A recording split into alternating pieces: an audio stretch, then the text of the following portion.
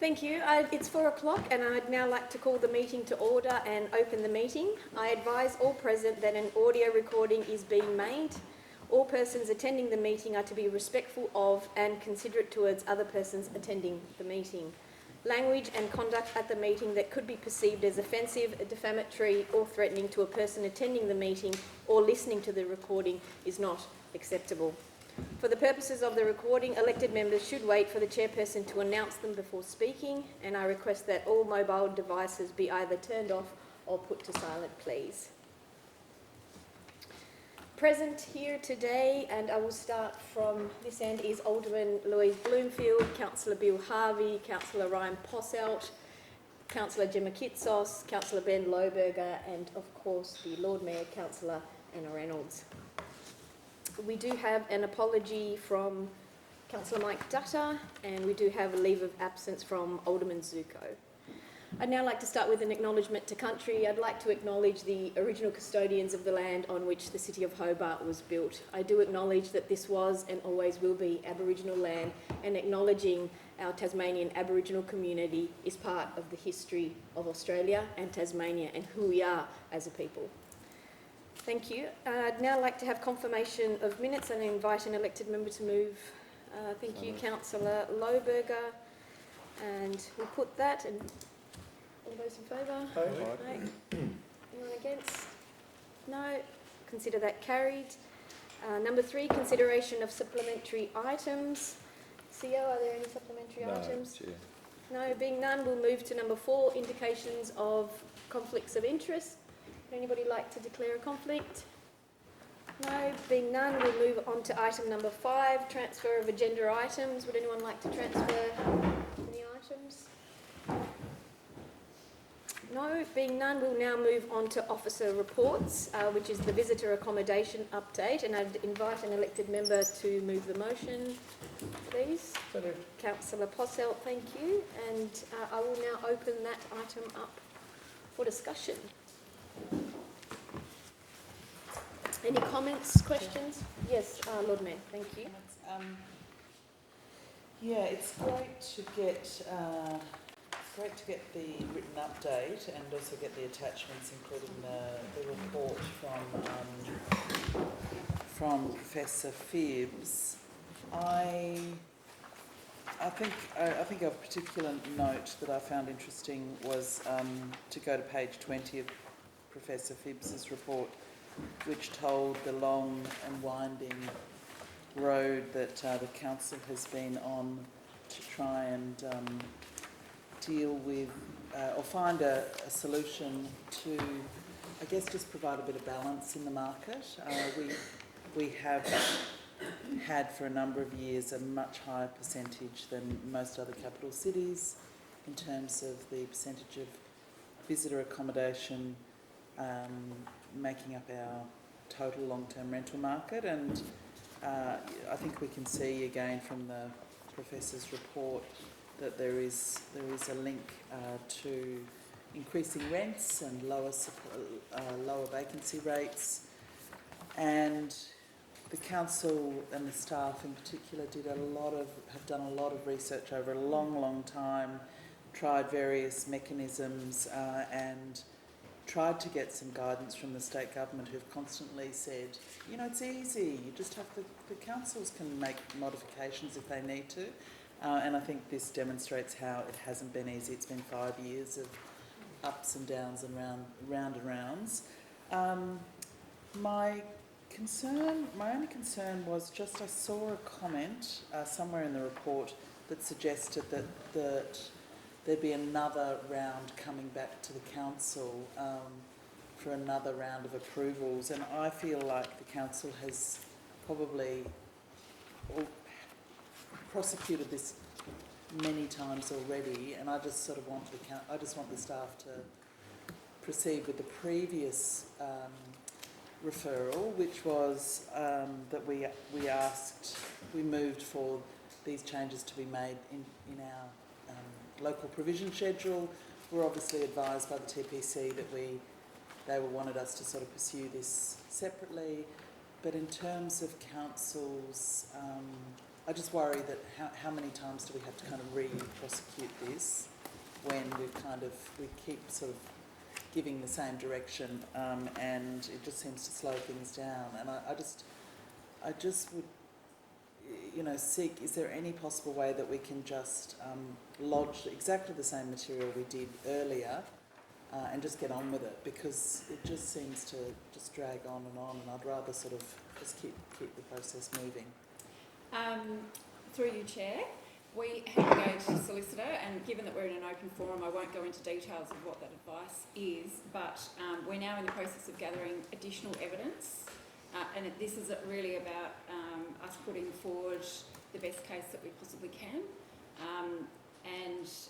So on the one hand, yes, we could lodge evidence that we have already prepared that was assisted by those same solicitors, but we would prefer to gather the additional evidence and make sure that the application is as strong as possible. Sure, but I guess I'm wondering, why does council need, I mean, you've got the policy direction from council, why do we need to, because I just worry that every time it comes back to us it has to go on agendas, and nothing's changed in terms of the actual design of the proposal, has it? Or through you, Chair, it's too early for me. At this stage I don't think so, but we're in the stage where our experts are getting some clean data, they're formulating their assumptions, and they're articulating their methodology. And once they have done all of that process, we hope to be able to come to the elected members and say, in terms of the amendment that you would like to make, yes, that's supported by the experts, and can you please formally endorse it, and off we go. So the step of the elected members signing off on that application as the planning authority won't add much to the time frame. okay. And is the basic case though, and the basic design pretty much the same as what we approved? Through you, Chair, at this stage, yes, our instructions are for the experts. The same, yeah. Yes. Thank you. Councillor Lohberger. Thank you, Chair. Just through you, I'm just interested in the 250 properties where the address isn't easily available. It sort of seems to be a bit odd, given that they usually advertise their address online when they're advertising. Sorry, just to... I'll just go through the mic again, because I don't Yes. think I did properly then. I'm just interested in the 250 properties that don't have their address easily available, and what the reasons are for that, and what the steps are that you take to try to find them. Through you, Chair, this has uncovered a quirk in the legislation. Property owners are required to disclose to the platform providers what their address is, but there's a disconnect between that information being publicly available, and so the only way that we get that information is through the data that's provided by CBOS. Just for reference, today I received Q2 of 2024 in a bulk data from CBOS. So it's out of date, it's in a format that's just completely at odds with what we know now is happening day to day. So we plan to send a request for further information to any platform provider that has a property that's not easily identifiable from the public notification. And we have statutory powers to require that information to be provided to us. Excellent. Thank you. Thank you, Chair. Thank you very much. And I just remind elected members, if you could please just use your microphone and project your voice a little bit so members of the public can hear you in the back. Thank you. Councillor Harvey. Yeah, thanks, Chair. Karen Aby has answered the question. Thanks, Ben, for asking it. I was also curious about the 250 houses, whether they were whole homes. I'm assuming that's what they would be rather than share. Through your Chair, my understanding is that they are, because we have identified, I can't remember what the studies offhand, but the ones that are we have accepted are exempt on the basis of people letting out one room, for example, in their house. So, yeah, look, I appreciate the update. I think it's important to constantly be updated on this. It's a slow burn process to get stronger regulations. And it might take a long time because we don't have the will of the state government behind us as well to back it, so that's disappointing. Like you've said, they gave us the encouragement to go about our business of trying to improve the situation with short stay, and it wasn't helpful at all, their advice. But it was also good to see the supporting information and to go through the reports. So I did appreciate that, so I'm glad it's come to us, because we need to be constantly updated and kept abreast of any advancements in trying to resolve an issue that's across all countries and all cities, where we've got a huge number of accommodation units and houses and properties that are taken out of the rental market for short stay accommodation. And like we all agree, it's, the original intent was for share housing, rent out your spare rooms, but it got hijacked by people investing in homes to increase their properties numbers in order to provide mini hotels across the cities. Anyway, so I appreciate the update. Thank you, Councillor Harvey. Councillor Kitsos? Thank you, Chair. Look, I was just wondering, this is obviously a huge body of work at an officer level for the compliance side of things. When we are issuing fines or gaining any financial benefit from that compliance work, does that go back into your department to manage that moving forward? Through you, Chair, yes it does. I mean, we have paid for the software, the AI software, so what we're hoping and anticipating is that the money that we've raised from some fines, making sure that properties are now properly rated, so the additional rates from being short stay will at least pay for the cost of that software and will possibly go further towards contributing towards officer time for compliance. Great, I think that's really important. And in terms of the rate reclassification for these 250 homes and perhaps more that are flying under the radar or haven't got the correct permits in place, what's the timeline to resolve those issues? Through you, Chair, it's a little bit difficult to answer that. We are dependent potentially on a reclassification of the property by the Office of the Valuer General.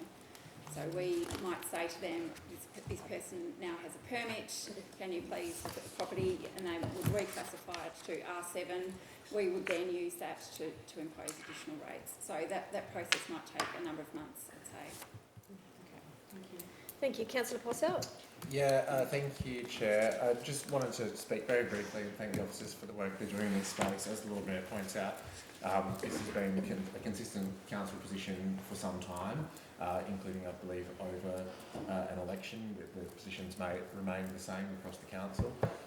But I do just want to very briefly draw everybody's attention to the trends in short-term rentals report, page 18 of the document, so page 14 of the report, which shows that the total number of short-term rentals in Tasmania from around about the first quarter of 2021 to the first quarter of 2024, that's 4 years, we have seen the number of short stays increase from approximately 4,200 to 7,800.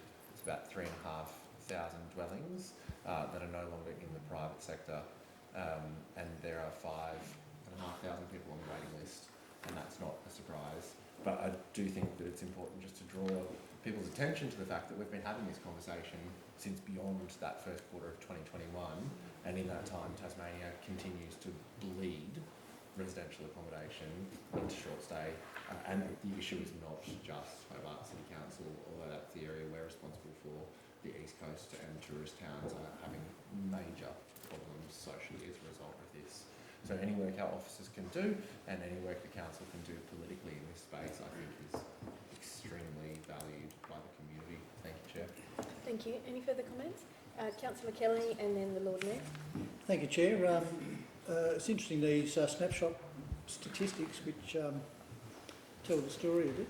Interesting to see our friends at Sandy Bay here and a lot of leaders here at 226. I think we've got to be careful with some of the commentary I've heard today and before that these people are vilified. And there is a place in our society for short-term accommodation. I know many people who have it.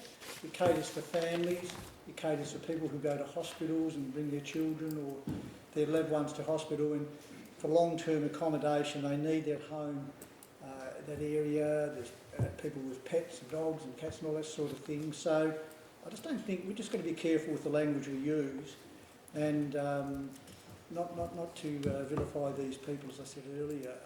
There is a place for short stay, and it's a delicate balance, I get that, but moving forward, and you know, quite often I hear this very council speaking how great we are as tourists and welcoming the city people, and guess what? Most of these people, not most, a lot of them stay in short-term accommodation, so you can't have it both ways. If we want continued growth in the city and be a welcoming city, we've got to cater for all types of accommodation.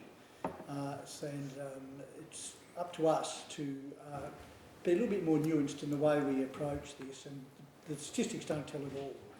But we've got to be smarter and have an open mind to how we handle this matter. Thank you. Thank you, Councillor Kelly. Lord Mayor? I was just going to ask a question about the LGAT working group and whether that's still operating. Through you, Chair, I am a member of a number of LGAT working groups, but I'm not aware of one in this space. I was a member, but I worked at Launceston at the time, so I don't think it's continued. I think Neil Noy was our representative, but I don't think that has continued. Yeah, I wonder whether we could, given the recent data and also given the fact that CBOS is providing data so late, because I think the legislated requirement was CBOS was meant to kind of turn around the data for the local government sector quite quickly. Through Chair, I am meeting with CBOS in the next couple of weeks to discuss. No, I meant whether we should ask about LGAT, but given the new numbers and the significant... yeah, and I just wanted to I guess in response to Councillor Kelly, just say that I didn't hear anyone being vilified, but the thing that, I mean, this has been a project, elected members that have been on council for a longer time probably have followed, and just as a reminder, our proposal is not to remove any of the existing permits in the market. It's actually to keep all of the existing permits. It's just to sort of try and reduce the future growth, but also to really continue to support people who host visitors in their homes or in their granny flats. All of those we're very welcome, and we also expect to see future growth of visitor accommodation permits in our commercial zone. So, you know, that is balance. We're balancing, our policy is quite balanced and quite nuanced, and there's been a lot of thought put into it. So I think I'd just like to defend the council's work that they've done on this, trying to find that balance between the different interests. So. Thank you, Lord Mayor. Councillor Harvey? Yeah, it was the same point basically as the Lord Mayor's just made. No one's vilifying anyone. What we'd like to see is, as you've said, house sharing, spare rooms, granny flats, those sort of things in residential areas, that's okay. But whole home, short stay, is what we're trying to limit, and also pushing it into the commercial mixed use areas we don't have a problem with. It's that loss of whole homes to short stay by those who want to have multiple properties to run a short stay business. Thank you. Any further comments, questions? No? Being none, I'll put that. All those in favour, which is the recommendation that that be received and noted. All those in favour say aye. Aye. All those against? No? Carried unanimously. Thank you very much. We'll now move on to number 7, which is deputations. Can I invite an elected member to move the motion to accept? Okay. Thank you, Councillor Lohberger. All those in favour? Aye. Those against? Carried unanimously. Thank you very much. So we have 2 deputations today. We have one from Mr. Mike Foster and one from Mr. John Ross. And if I could just, Mr. Foster, you're first, invite you to go over there for a moment at the lectern. You'll have a total of 5 minutes, and at 4.5 minutes a bell will sound, which will be an indication to you that you have 30 seconds remaining. Thank you, Madam Chair, and thank you to the councillors and the Lord Mayor for giving us this opportunity to speak. I shall be succinct. Save UTAS has a detailed plan developed in consultation with academics and architects for refurbishment of the Sandy Bay campus. I would have liked to present this today, but Council said the agenda was already settled, so I hope that we can present the details at the next workshop meeting. Today, UTAS will tell you about its STEM plan, which is set out in the STEM Precinct Detailed Business Case prepared for UTAS by Deloitte. Most of this business case is an expert analysis of whether the future of UTAS's STEM facilities should be in the Hobart CBD or at Sandy Bay.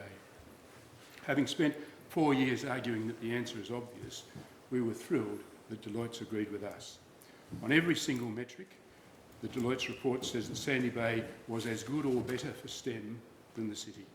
It was cheaper, better for co-location with industry and partners, more efficient, and most importantly, Deloitte said Sandy Bay will generate more enrolments because, according to Deloitte's, STEM students are more likely to enrol if they know they are attending a multidisciplinary campus shared with non-STEM disciplines. Deloitte says that dotting facilities in silos around the city is not good for enrolments and not good for efficiency. If UTAS had had this Deloitte's report 10 years ago, it would have avoided wasting $400 million on its now withdrawn city relocation project. The Deloitte's report came out in March of this year, but UTAS has chosen to ignore a key recommendation, instead moving 3,000 students to the city and thereby breaking up the multidisciplinary campus that Deloitte says is essential to maximising future STEM enrolments. There are 6 short points I want to make about the UTAS STEM plan, which you're going to hear a little bit more about today, I understand. Number 1, at a cost of $500 million, it is extremely expensive. Although only one new building would be created, all of STEM would go through a process of musical chairs. Life science goes to the current chemistry building, chemistry goes to a new building, abandoning its refurbished labs, engineering leaves its existing building and goes to the former social science building, abandoning the refurbished teaching facilities in the engineering building and moving away from the engineering workshops. It would be more difficult to contrive a more expensive and illogical strategy to revitalise STEM. 2, the UTAS STEM plan is wasteful and contrary to basic sustainability principles. Good buildings are demolished, facilities already successfully refurbished are wasted. 3, the key elements of the UTAS STEM plan are not at the request of key stakeholders like the academics who teach and lead world-class research in the existing STEM facilities. They were never asked whether this extravagant plan was needed or whether there are more efficient and effective ways to refurbish, following the years of neglect in which the funds usually earmarked for maintenance or renewal at the campus were diverted off to meet the costs of the city relocation project. 4, the $500 million UTAS STEM plan is entirely dependent on UTAS receiving a gift of $100 million from the state and a gift of $400 million from the Commonwealth. There was nothing in either the federal or state budgets, and those in the know say the UTAS STEM project will never be funded and will never happen. 5, despite this, UTAS management says it has no plan B. It says it will do nothing but basic maintenance. A campus which has been neglected for years will stay that way while UTAS waits. Young Tasmanians will continue to enrol at mainland unis, especially after they hear that UTAS is still focused on real estate development, planning right now to rezone irreplaceable STEM facilities on the upper campus from education to housing. 6, a most extraordinary aspect of the STEM business case is that Deloitte was never asked to assess and cost the most obvious STEM option, refurbishing existing STEM facilities. UTAS restricted Deloitte to a choice between the $500 million STEM musical chairs option, which you'll hear about today, and an even more expensive city move. And so in a sense, what Save UTAS has done is simply what Deloitte was not allowed to do. We have looked at the most practical and affordable way to revitalise STEM. We say that STEM refurbishment needs to be self-funded by UTAS and the work on improvements needs to start now. We know that existing campus buildings can be retained and improved because the Deloitte STEM plan recommends refitting existing campus buildings. The work done in recent times in engineering and chemistry shows how successful refurbishment can be. Our plan is to refurbish the entire campus, retaining existing uses at a cost which would be a fraction of $500 million. This can be funded by the sale of the city properties UTAS bought when it intended to leave Sandy Bay. That would generate around $250 million, enough to transform the campus, and work could begin almost immediately. And a bonus of selling in the city would be the return of 3,000 non-STEM students to Sandy Bay, which would restore Sandy Bay as a multidisciplinary campus and do precisely what Deloitte says in its report this year is necessary if UTAS wants to attract STEM enrolments and young Tasmanians generally. Thanks. Thank you so very much. We look forward to an opportunity to present to you the full details of this at the next workshop meeting. Thank you very much. Thank you so much, much appreciated. I'd now like to call upon the second speaker, Mr. John Ross, and once again you have 5 minutes, and at 4 minutes and 30 seconds a bell will sound to indicate you have 30 seconds remaining. Thank you very much. Thanks for the opportunity to come here and speak to you. And I do want to make a pretty specific sort of point today, given that the time is limited, of course. But first of all, I should say a bit about myself. I'm an adjunct professor in the School of Natural Sciences at the university, based in the Life Sciences building, which is above Churchill Avenue, just above Churchill Avenue. I do want to be clear that this is my own opinion today. I'm in no way representing the School of Natural Sciences. And I also want to say at the outset that I'm very happy with the decision made by UTAS last year to keep STEM in Sandy Bay. I think that's a step in the right direction. And of course, if they can improve the buildings, that is a very commendable aim.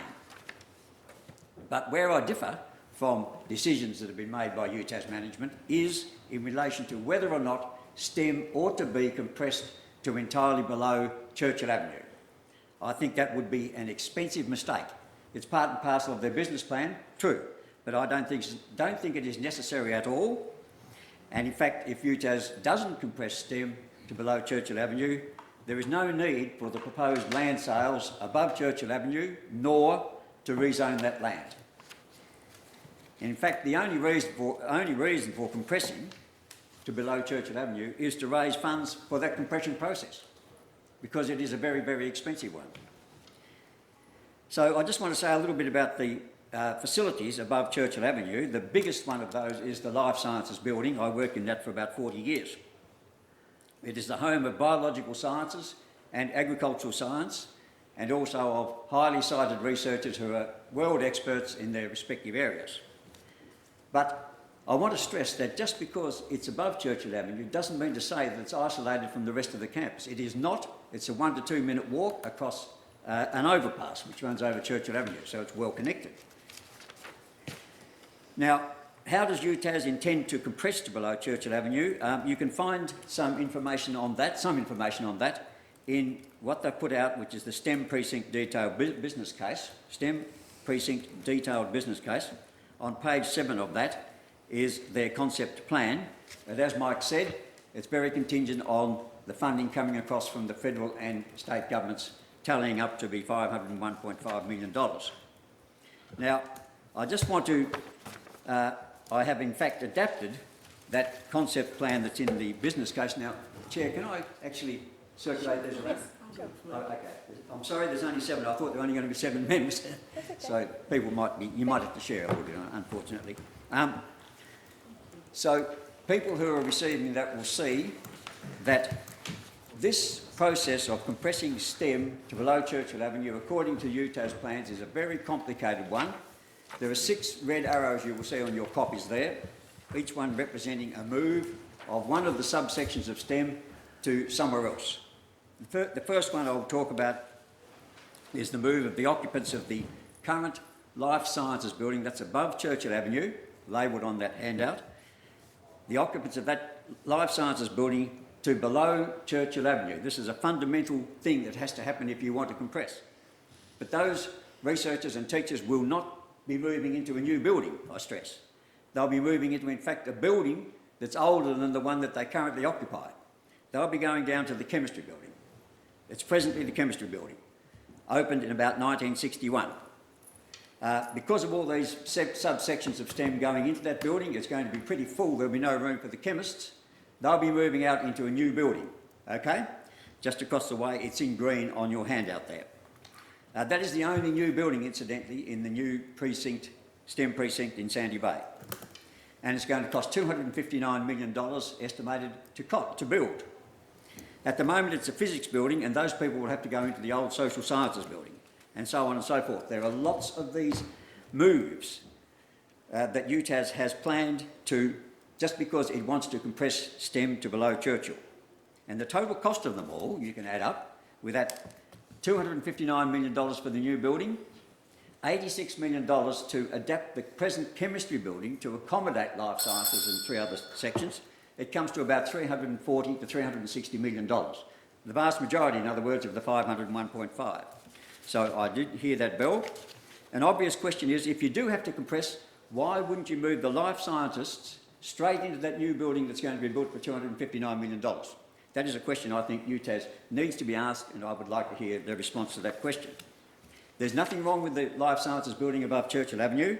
It's functioning well, according to Madeleine Ogilvie back in July this year. So my point is, there is no need to compress STEM to down below Churchill Avenue. It's too expensive. They probably won't get the money because of that expense. I suggest that they don't do the compression. Keep STEM in Sandy Bay. It's going to cost a lot less. If you don't compress, there's a better chance of getting that money and to refurbish functional Mr. buildings. Ross. Thank you so very much. Thank you.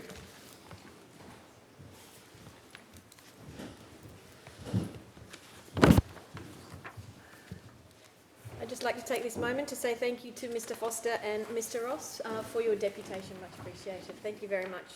We'll now move on to items for workshopping. Number 1 is 8.1, the University of Tasmania STEM business case presentation. I'd like to invite Angela Castles, Eric Wilpster and Nicholas Farrelly to give their presentation. My understanding is that you can, there's been a space reserved for you here. Thank you.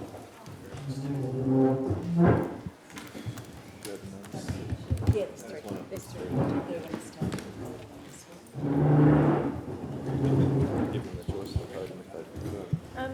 If you prefer the podium, you can also do that, whichever, please.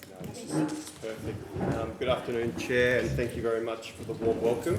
We really appreciate everybody's time this afternoon, giving us a chance to update you on the university's plans for our Sandy Bay campus.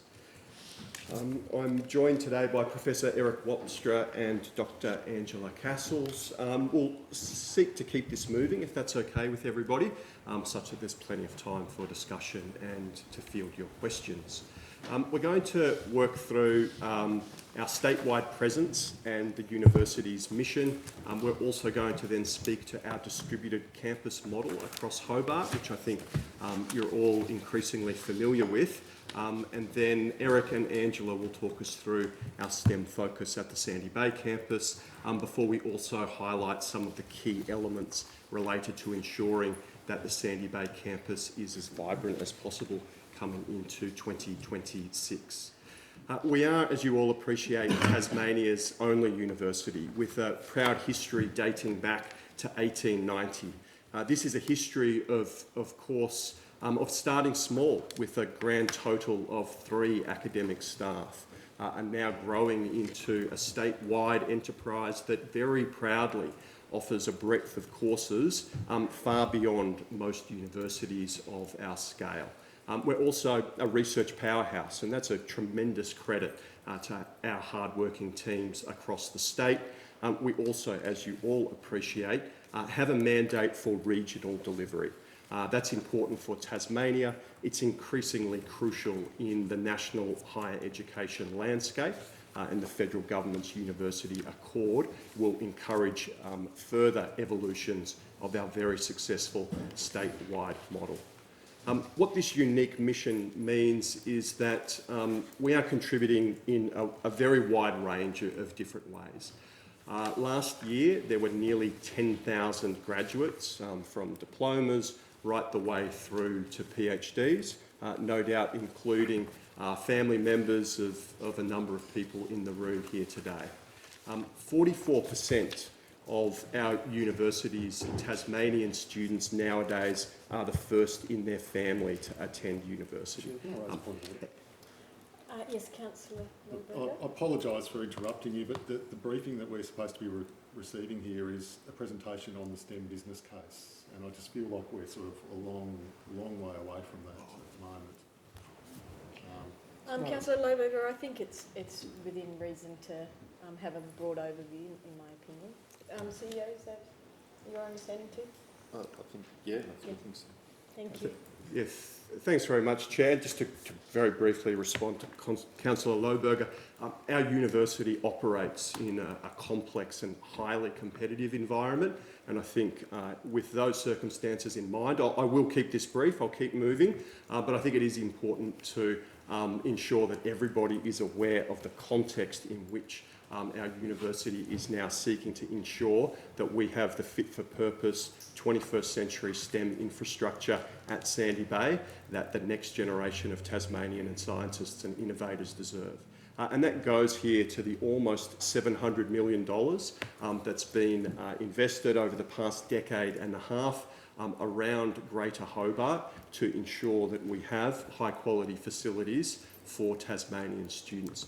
This has now been a generational effort. It's one that you'd appreciate. We're all proud of highlighting, and it moves us, of course, over the weeks to come into our tremendous new facility on Melville Street, now known as the Forest. So the distributed campus model of the university in southern Tasmania is important to discuss in this context. We have our STEM campus at Sandy Bay, and Eric and Angela will say more about that. We have our city campus with a wide range of different facilities. We have our historic campus, of course, the original home of our university, founded 1890 on the Domain. Domain House opened in 1893, a facility which even back then was considered substandard by the standards of the time. And then, of course, we have our waterfront campus with the key facilities at Taroona and Salamanca for the Institute of Marine and Antarctic Studies. The principles through which we ensure that we are connecting across Greater Hobart are summarised on the slide in front of you. We want to make sure that we are seeing our students where it really counts, that we can offer face-to-face assistance, and there's significant investment right now to ensure that we can do that at a greater scale in the Hobart CBD for the 2026 academic year. We will also, of course, continue to have a very significant presence at Sandy Bay. I noted earlier that we are soon to open the Forest, and I appreciate the interest of elected members in this new facility. It's been terrific to bring some of you through on tours recently, and very much welcome anybody else's interest. It's a facility that's also going to be open to the public in extended business hours starting from February 2026. We just can't wait to get in there. For today, though, let's turn our attention back to our STEM emphasis at Sandy Bay. And on that note, I'll hand to Angela, Eric first, and then to Angela to talk us through where we're up to. Thanks, Angela. Sorry, it is me for a moment. Thank you, everyone. So an important part of thinking about the business case is actually to think about all of the factors that we need to work through while we're considering our future direction for southern Tasmania. So these have been common across a number of the developments that we've done across the state, a number of which I've worked on, and range from things like really thinking about the educational needs. What are our student and staff requirements, not only in terms of what they learn or how they work, but also what experience they have on the campus and around the campus communities. What the community is inputting into us, and our various friends and community members that really have a vested and strong interest in seeing a really good outcome. Major new policy and funding directions for higher education, and that environment is super dynamic at the moment. So we're working through a time when federal government particularly are looking at not only how they fund research, because research funding has diminished year on year for quite some time now, but also how they actually fund the places, the student places that we get. So that is making some very big changes for us, and we're having to respond to the implementation of the policy as it happens. The state government's legislation, I don't think I probably need to refer to that much, but that is something that is critical, obviously, to the business plan and to the case that we've put forward. And also the stated desire to see STEM remain at Sandy Bay. I think it's important to note that that wasn't something that Deloitte's just told us about. That was something that our staff and students actually spoke to us about. We did a lot of engagement last year, which engaged staff, students and the community, and we got a very strong message back about Sandy Bay being a really appropriate and home for STEM, and a place where we could start to build an even better future than what we've got now. Obviously, City of Hobart have planning directions that we need to abide by, and also thinking about how we can actually fund this infrastructure. And that's been a big challenge as we've done developments across the state. And we are continuing to work on how we move that forward over the next few years. So now I'm going to hand to Eric. Thanks, Angela. So there's a really key case to be made to the business case for the importance of the STEM being on Sandy Bay and the need for upgrading the infrastructure we have. There's no question that it's in urgent need of renewal. We have facilities that have been upgraded as appropriate through time, but on the whole they are dated facilities, often stemming from the 50s, 60s and early 70s. And there is a limit to what you can do with the shells as they currently stand. You can only upgrade them to make them cutting edge so many times. So we need these to be cutting edge. We need these to be able to lead the research world and be modern facilities to continue to attract and retain our students. We know there is a STEM crisis in the nation where we are losing STEM. We don't have the STEM pipeline that the state or the nation wants for our future needs in any way, shape or form. We also know that we're currently losing more students to the mainland and out of Hobart, therefore, than we would like. We know that when we build facilities that are attractive and fit to purpose, built for a reason, like the IMAS facilities at Taroona and the ones on the waterfront, the facilities in the city, you can turn some of that downturn around and you can actually serve as an attractor to international, to national students and for the best staff. So Sandy Bay is where I'm based. I'm, just like John, I'm a professor in biological sciences above the hill in the biological sciences building.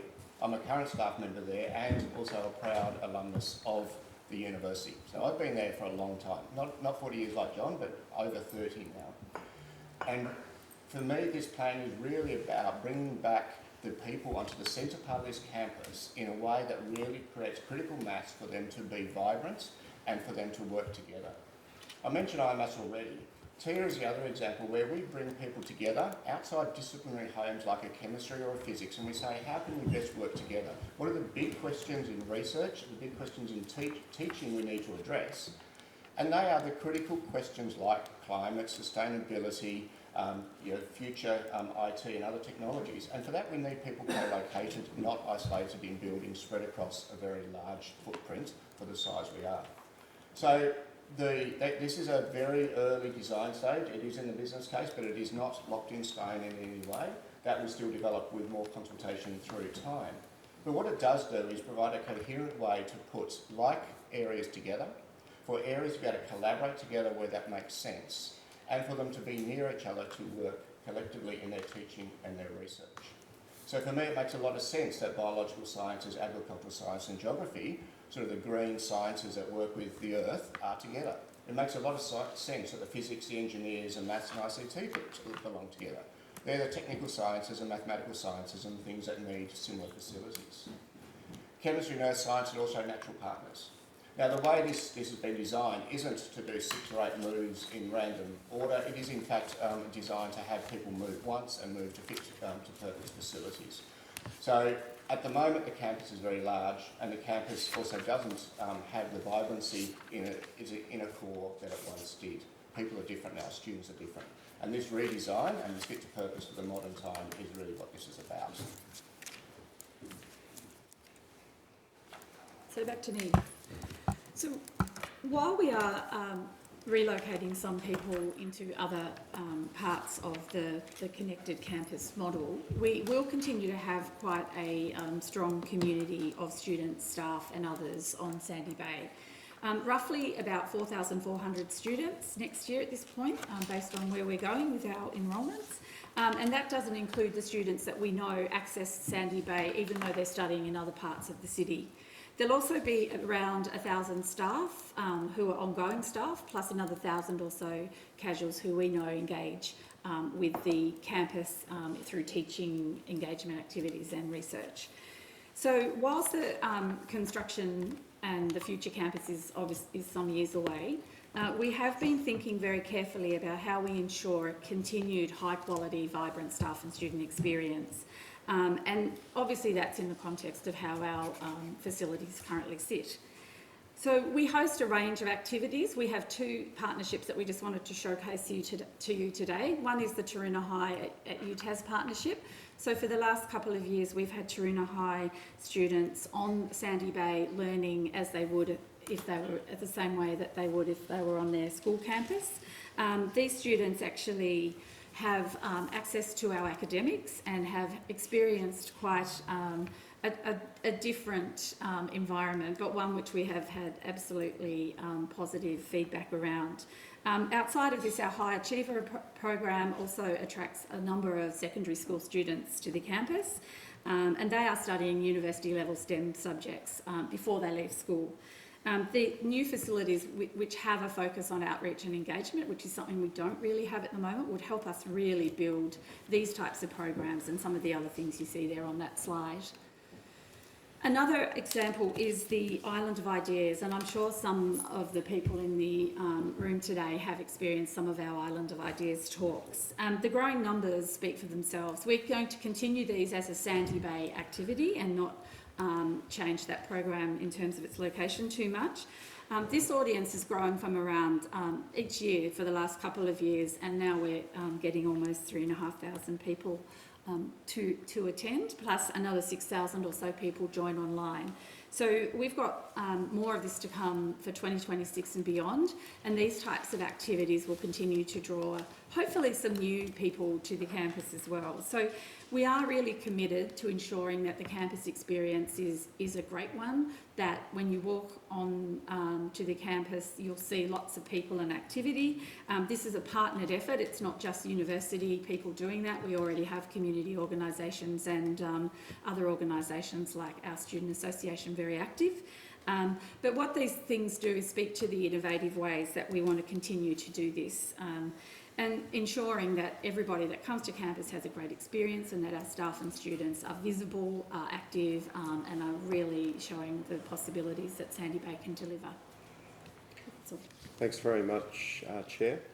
Appreciate the opportunity to make the presentation. We're very open to the conversation to come. Great, thank you very much. Are there any questions, comments? Yes, Councillor Lohberger. Yeah, look, I've got a couple. I might to start us off. Look, I think it's good to start first with a compliment. I mean, it's great to see you guys concentrating on the campus a bit.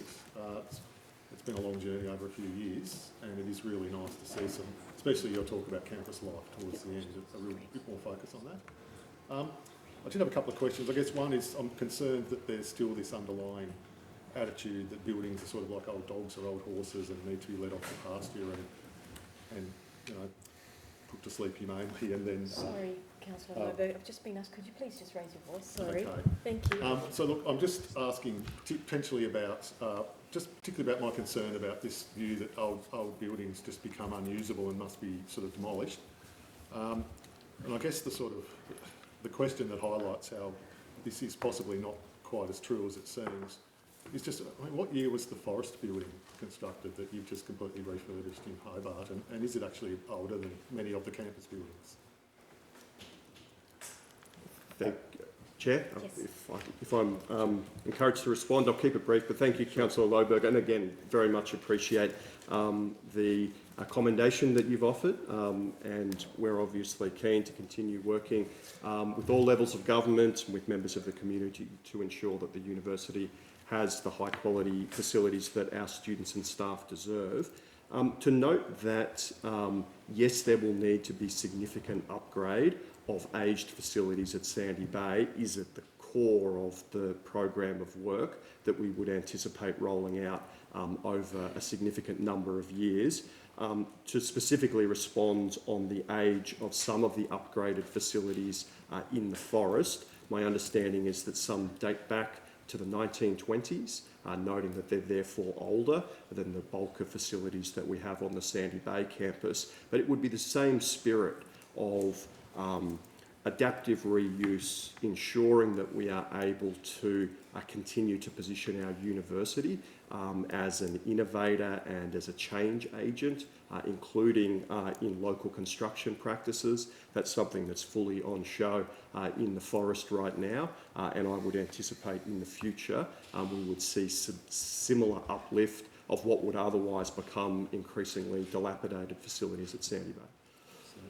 Just one more, if that's Sure, okay, Councillor Chair. Lohberger, yes. I've got a number of others, but I think these are the main questions. I'm just going to ask Dr. John Ross's question. If you are going to go ahead with upgrading the selling off the upper campus for housing and using that money to move buildings and so on, why wouldn't you just move the life sciences building directly to the new building and then not have to move and abandon all these refurbished facilities for chemistry and engineering in particular? Do you want to take that? Professor Wobster first. Thank you. So through the chair, look, I think this has still got some time to do the exact decampment plan, but the logic of it is that all of the facilities need some upgrade, and you can't do that while there are people in those buildings. So the chemists will not be able to stay in the chemist building if you're going to modernise the chemistry building and make it fit to purpose. So there will be a period where you need to move one from the next and then next to the next one in order to upgrade each facility in turn. And that allows us to create the space to create the new building where where the chemistry and earth science will ultimately move, because there will be a series of upgrades that are possible. The first building, which is in phase one, is the one with the lowest infrastructure needs per se. They need technology, but you can do that in the existing social sciences building, and that's where the physics, the engineers and the chemists will go, the physics, engineering and ICT and maths will go, because that is an easy fit out. That then frees up space to do the modern upgrades, as you alluded to. The shells of the buildings are fine, it's what's in them that is not quite right at this point in time. Thank you very much. Thank you. Through you, Chair. Yes. Just to add to that, our STEM strategy is really important to the final way we co-locate people, and that is an ongoing piece of work that we've been working on for a little while now, and we're starting to sense where the opportunities are to bring different disciplines more closely together than we may have traditionally done, to be able to really understand then how we can scale research into more programmatic long-term outcomes and impacts, and also then what that means for our teaching programs. So to reflect what Professor Wobster said, we are a long way from really landing the exact configuration, and some of that is going to emerge over the next 12 to 18 months as we continue to work through the strategic work that we're doing. So just to be clear there on those comments, this is not the final plan. No. That's what great. Thank you. Thank you, Chair. Thanks. Thank you, Councillor Lohberger. I'll move on to the Lord Mayor, and then after that we'll also open it up to any public questions, and then it'll be Councillor Harvey and then Alderman Bloomfield. That's the order that I have here written. Thank you. A couple of comments just on the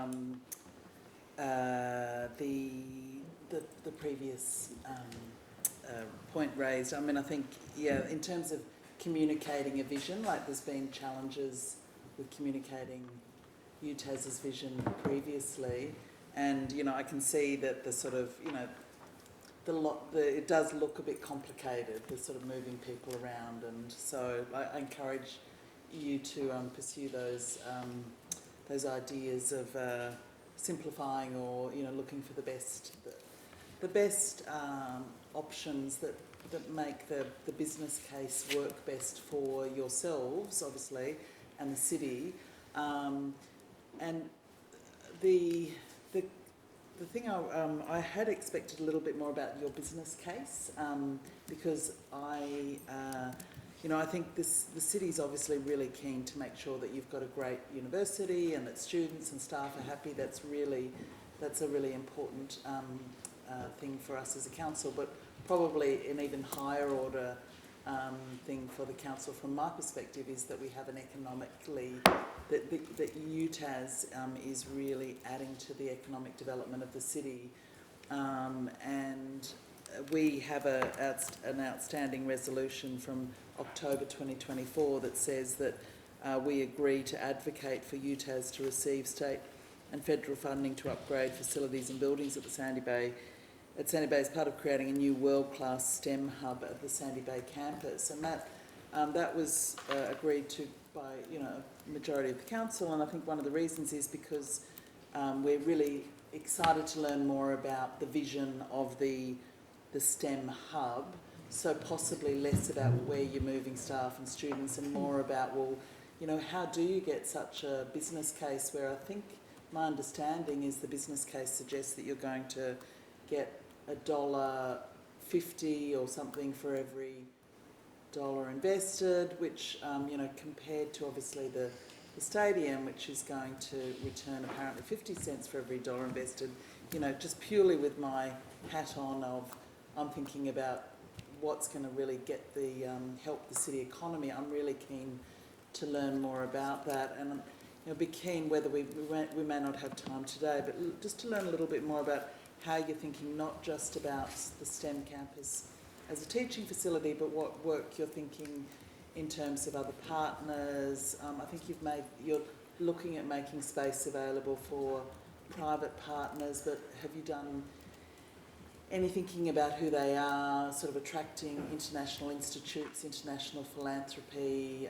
Is there sort of like, is that something you're really putting a lot of time into at this stage, or is that sort of still down the track and you have to sort of look at more the nuts and bolts of the planning and those sort of things?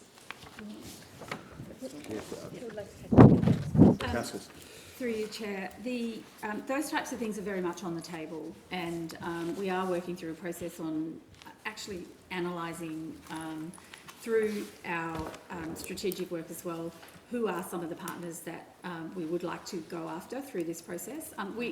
It's a constant process for us. We're always very aware of ensuring we've got the right strategy in place, the right partners in place, scanning the environment for philanthropic opportunities, etc., etc. But in terms of this business case, we did do some work to really start to think about what were the models that we would use, who were some of the likely players that we'd want to be having conversations with, which obviously probably isn't the right environment to talk about that in. But definitely it is something that we want to continue to really develop, and happy to share some of that at the appropriate time. And sorry, just as have you got any sense about? There's been a little bit of feedback that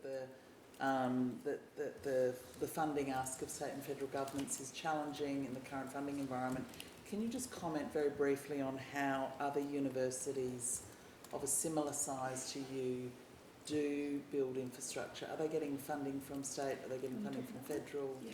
Are you kind of because I presume every university is always building and refurbishing things, but I mean, how are other universities doing that? Through you, Chair, and thank you, Lord Mayor, for the question. It's a crucial one, and I'll just note, of course, just how appreciative the university is of the earlier support from Council.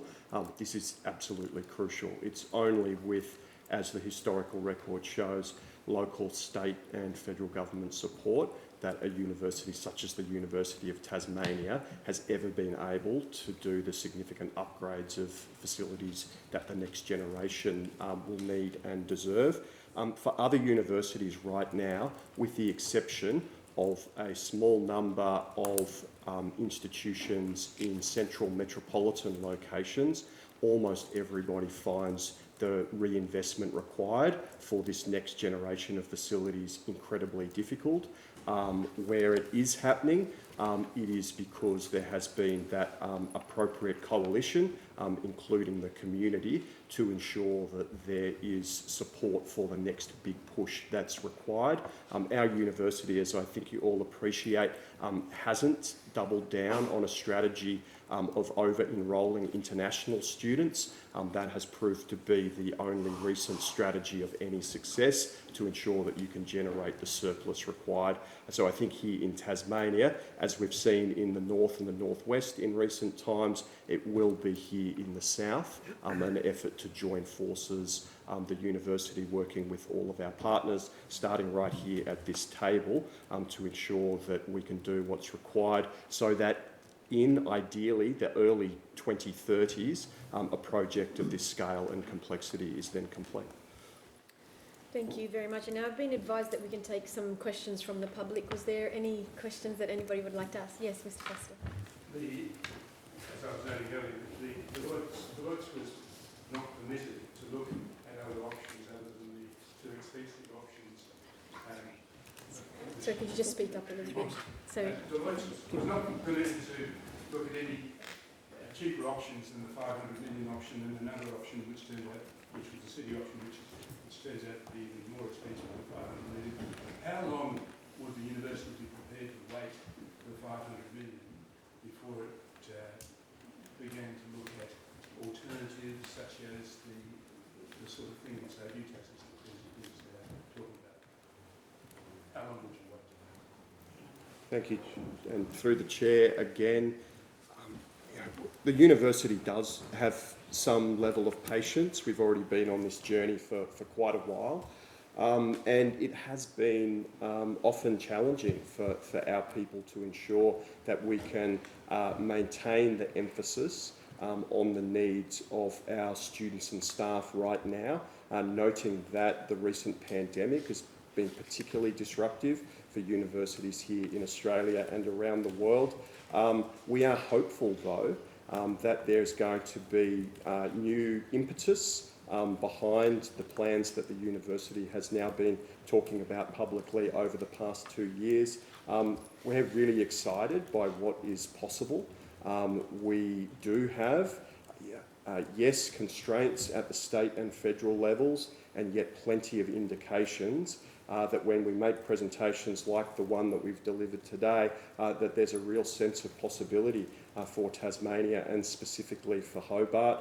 So we will be here for as long as it takes to ensure that the next generation of Tasmanians have the scientific and innovation facilities that they so clearly deserve, and that obviously then provides an opportunity for the industry co-location and for the jobs that we know Tasmanians need later this century. Thank you. Any further questions? Yes? Yes, hi, Russell Kelly's my name. I'm the CEO of Sorry, could you just speak a little bit louder if that's okay? Which is the industry body representing tech workers in the tech sector in Tasmania. My question through you, Chair, to the university, I'll get to in just a second. I just wanted to say at the outset that the sector supports what the university is planning to do. It's a vital development. It will increase the pipeline of students that we desperately need. Deloitte Access Economics this year has come out with a report called Digital Pulse that says the workforce in Tasmania for tech workers is currently 9,100. It has to grow to 32,000, triple, within the next 10 years. Industry stands ready to participate in the plan of the university to make it a world-class centre. We encourage them to crack on with that as fast as possible, especially in the age of AI. And so, with that brief context, what I'd like to ask through you, Chair, is what will happen? Where will we get the workers from that we need in the tech industry if we can't get this development moving forward? Professor Webster. Thank you. Through the Chair, thank you for both the context and the question. It's not just the IT sector that needs that uplift. I mean, that you point to a very large uplift needed in your sector. It's across the whole of the STEM sector that we need that uplift, and we know that that will create a complete change in our state's economy, and it's also what the nation needs a lift. If we don't get them through our graduate programs, where will we get them from? I mean, the only answer is we'll get them from somewhere else. We know that the majority of engineers now come from outside Australia to work in Australia. We know that in many other sectors it's very similar. Probably your own sector is the same thing. So we have sort of a sovereign need and a state need to actually increase the number of graduates that we bring in locally, maintain, keep on island. And when we get this right and we become the truly distinctive offering that we can be here, we'll actually start to attract those people that want to do our kind of research onto island as well. So rather than lose them, there is a chance we'll gain some students to us. And then we'll be very happy for our students to go somewhere else where their needs are more met by other universities. That's the way the new system should work. So the answer to your question is simple. If we don't train them, they don't get trained here and they'll have to come from outside. Thank you very much. Were there any further public questions? Yes, Mr. Ross. Thank you. Through the Chair, my question is for the UTAS representatives here. Don't you think it is quite extravagant to spend hundreds of millions of dollars on the concept plan that we've seen today, when to bring apparently disciplines together perhaps, when in fact the campus is actually quite compact and you can walk around from one to another, and I spent decades doing that because I was in life sciences above Churchill Avenue, because I had valuable collaborations with the chemists down below. Simply walk back and forth or pick up the phone sometimes. I don't think that what you've been talking about today is sufficient justification for spending the budget that we've been reading about, more than $500 million. So my question is, do you think it's extravagant or not? Thank you. Through the chair, Professor Lobster. I think you get an opportunity like this once in a generation, John, and I think that to do our future a lesser service would not be doing in the future at all. So it's a large investment, but we've shown how that pays off for the equivalent size investment on Salamanca, in the city, in the north, in Launceston. There's increased vibrancy and increased attractiveness to students, and in the northwest. The STEM the STEM campus on Sandy Bay is not vibrant, and it's empty at the moment because of the way it's constructed. Yes, you can move around the campus, but a way of doing modern research is co-location. The facilities are not going to last another 20 to 30 years to keep doing the research that was done 20 or 30 years ago. We're at that switch point where we need to make a transition. So do I think it's extravagant? No, I think it's value for money. The economic point to it. Thank you very much. Were there any further questions? No, being none, I'll move to Councillor Harvey and then Alderman Bloomfield and then Councillor Posselt. Thank you. Thanks, Chair. I think the distributed campus model in the city is fantastic, and I attend those campuses all the time for different talks and lectures. And, you know, there's always stuff going on at one of those campuses, so I really appreciate what's gone into those buildings and how they've developed over time. And I recall the first concrete being poured in 2007 with Menzies 1. So I'm quite a fan of what's happened in the city. What I'd like to understand though is what's the student population look like today? Who are the people that are attending universities? What's the age groups, demographics, what are they studying? And also, just add on a little bit there, what's the capacity of our city campuses at the moment, and do they have any more room to fill? Thank you very much. Through you, Chair. And noting the number of other questions, I'll keep this brief, but appreciate both the long-term support for the university's investments and the context that you've just outlined. University of Tasmania students nowadays, roughly speaking, only 20% come straight from school. The average UTAS student in 2025 is, broadly speaking, a 32-year-old Tasmanian mum. And roughly speaking, nowadays, half of our students are in our health disciplines.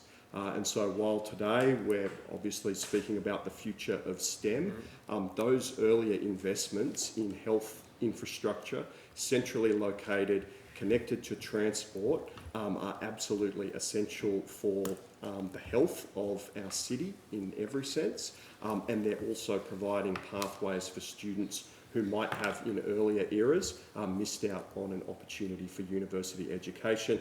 As I noted earlier, 44% of our Tasmanian students are first in family to have an opportunity for university level study.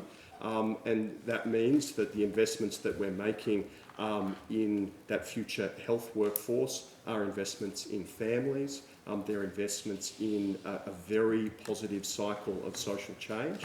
Our university is very proud to play its part.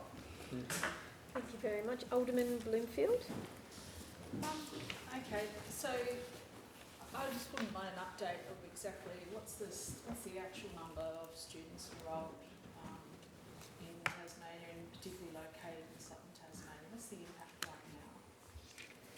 So right now in southern Tasmania, well, let's speak to first semester 2026, when we'll have 4,400 students at Sandy Bay.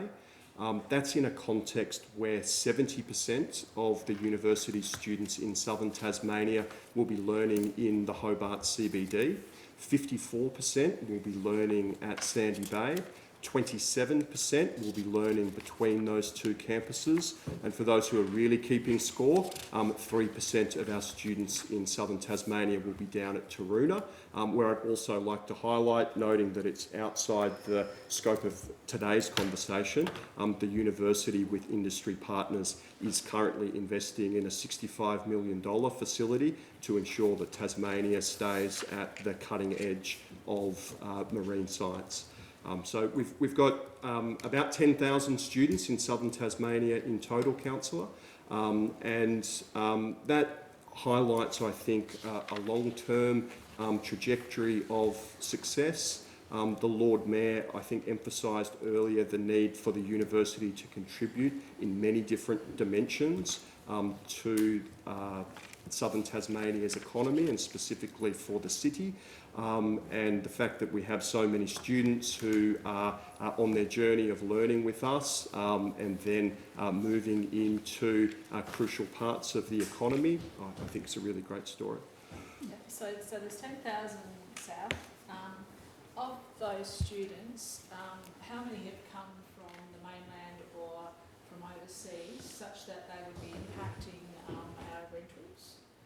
Because I actually feel that one of the most profound impacts on our rental economy at the moment, which contributes to homelessness, is actually possibly coming from this element. I know that we've always had students stay, but I'm just kind of curious as to how many you would expect of your 10,000 actually actively need rental accommodation in the immediate area, and how many of those are you actually caring for yourselves? Because you actually supply quite a lot of accommodation, I appreciate that, because I'm just wondering whether or not this is an opportunity where you could possibly create a stronger policy to actually supply more accommodation for your students. So say, for instance, if you come from the mainland, you're expected to stay in the UTAS accommodation, which would then actually release accommodation through the greater area to actually support and help our local economy.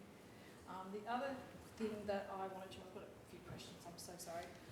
The other question I had was how many local kids are actually coming through of that 10,000?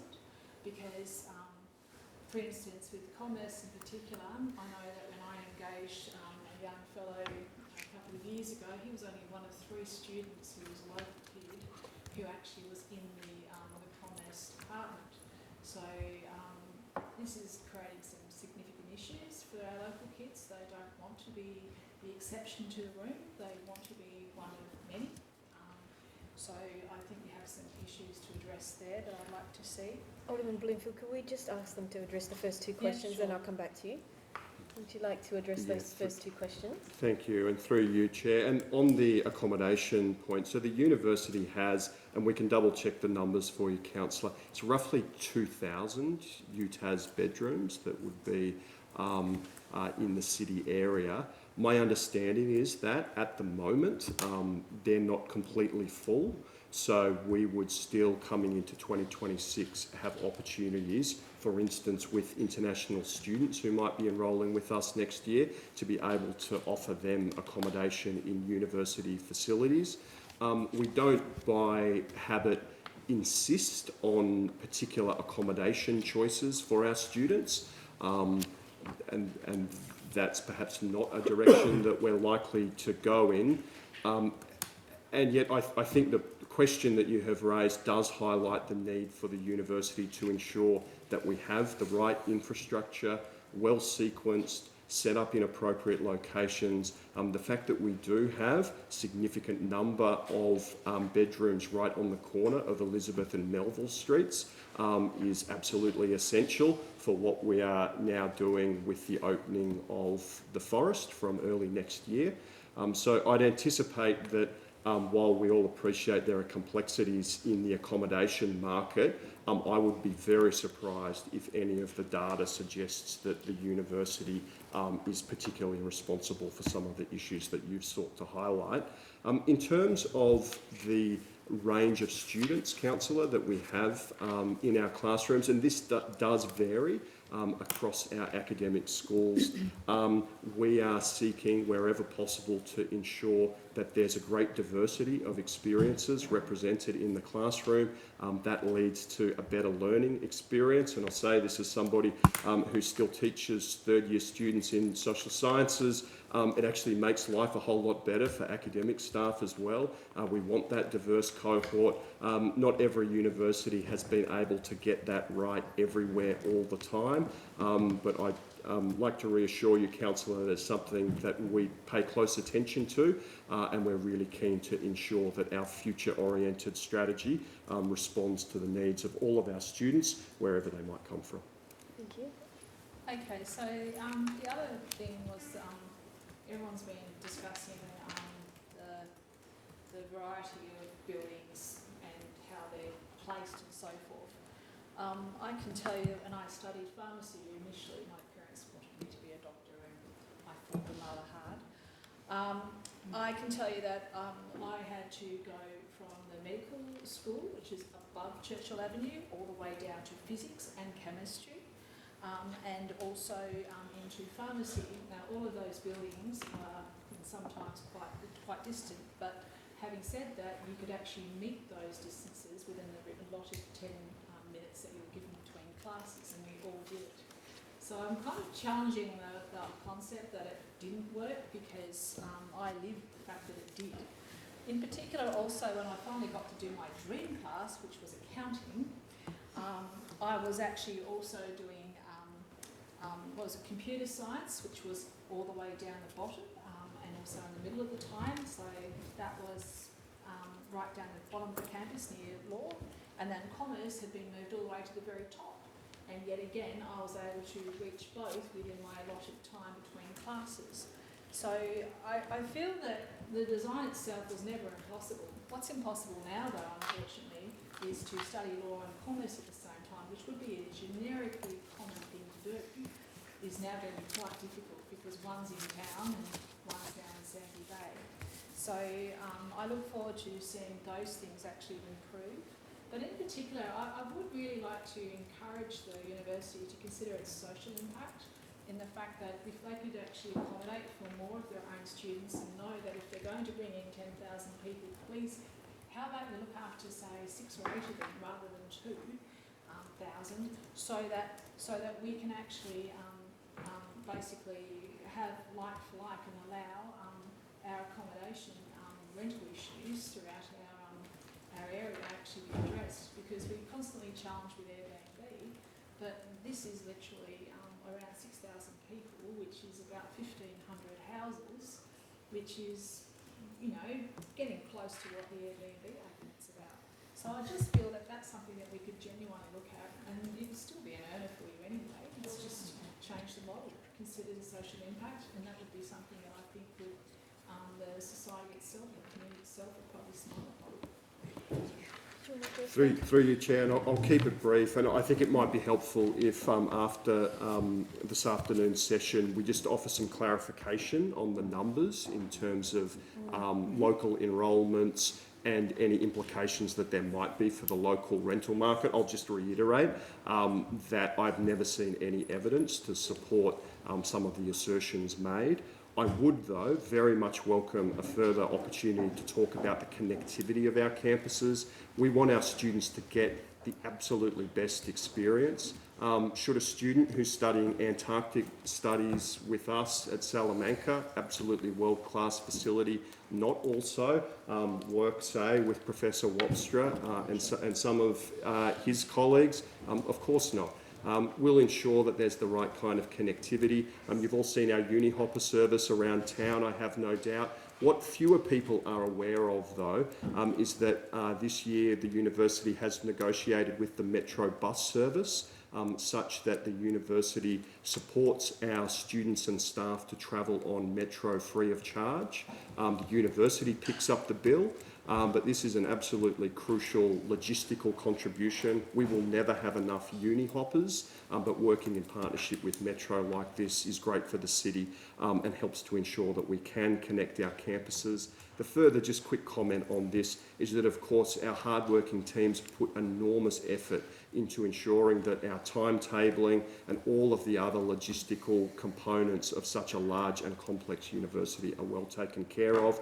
No doubt coming into next year, there'll be some teething issues now and again, but we'll immediately respond and ensure that students can flow around the city smoothly and they can be where they need to be for their classes and for other activities. Thank you. We'll have Councillor Posselt, then Councillor Kelly, and then Councillor Kitsos. Thank you. Thank you, Chair. And thank you to the director for bringing me a sandwich. I'm not feeling that great after points medical yesterday. The first question is... I didn't know there were sandwiches. I think we're having some food a little bit later on. Through you, Chair. What's the contribution that higher education brings to gross state product as an export?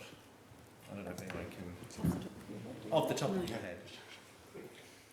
Not off the top of my head, but it'd be a big number, Councillor Purcell. Yeah, thank you. My understanding is that it's either the second biggest or the biggest export financially for our entire state, gross state product.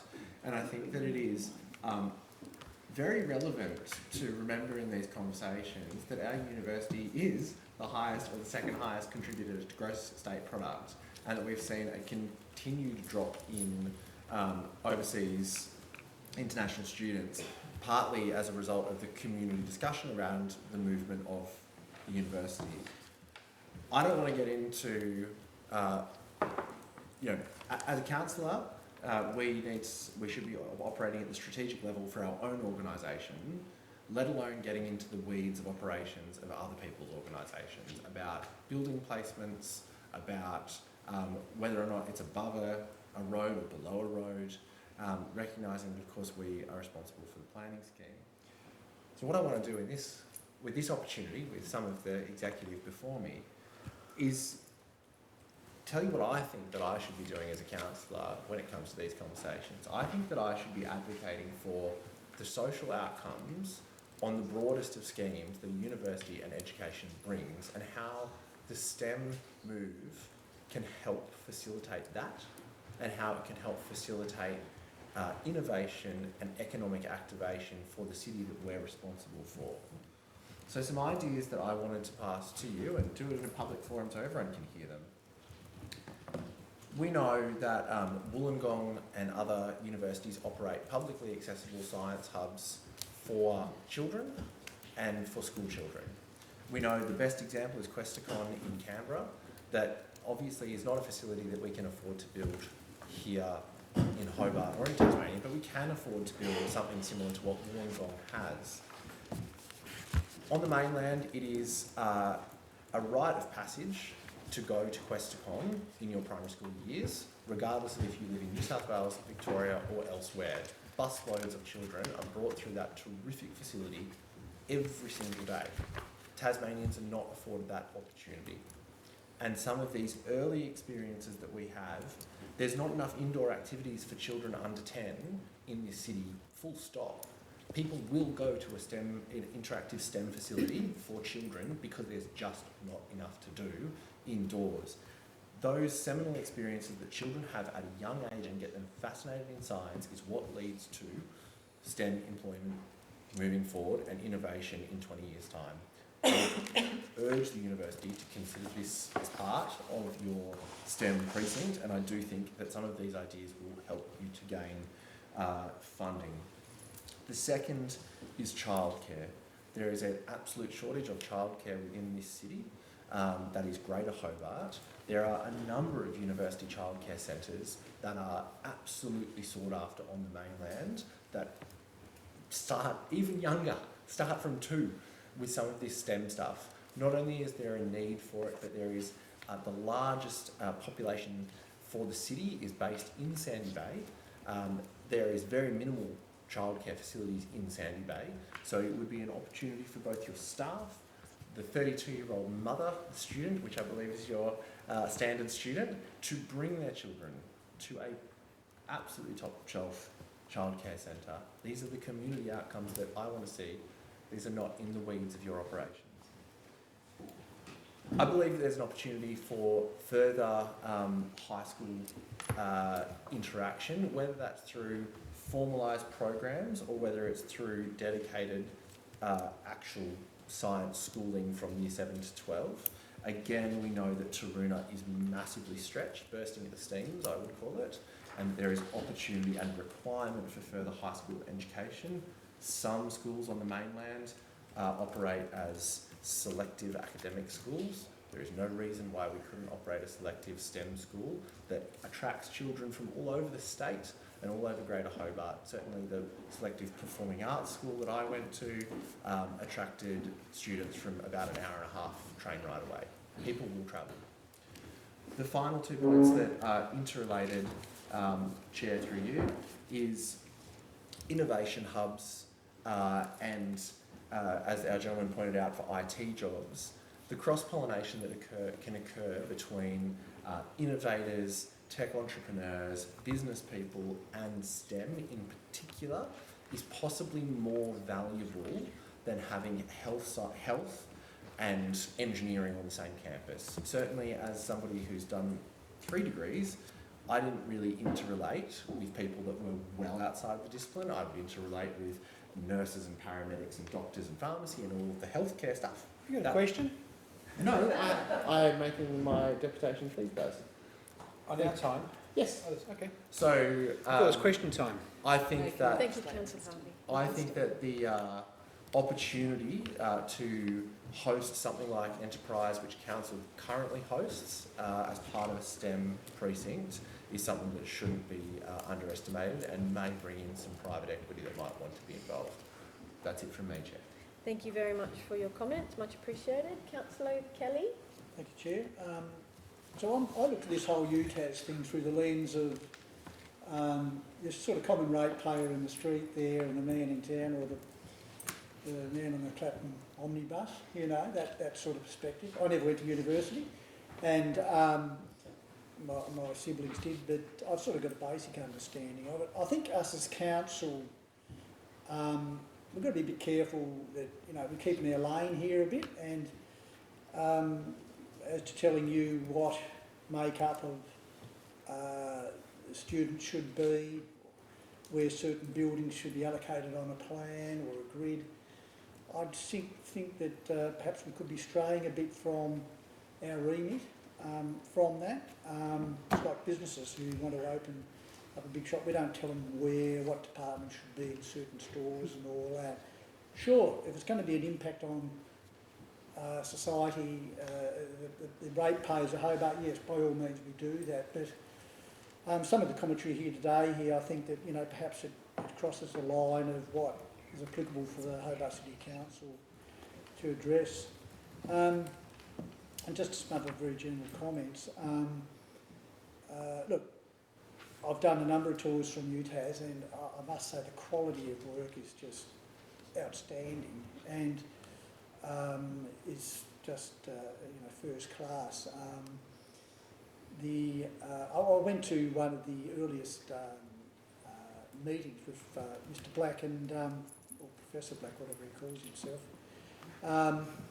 And the simple comment I made was, look, you've got to bring everyone with you, you know, and perhaps some of the, you know, the comments I hear about the buildings, they do seem a bit crazy as to whatever. Once again, I've got to be careful what I say there, but perhaps that's been lost in the way there, is to bring that whole community along with you. It leaves the door open. I am concerned, and sure, we should know, and quite rightly, if streets are closed down for long times, we see buildings empty and car parks vacant with, you know, tumbleweed growing through them and all that. Of course, we as a council are concerned about that, you know, and it's just bringing everyone with you, you know, and I think that average person in the street, I just think that's probably lost read.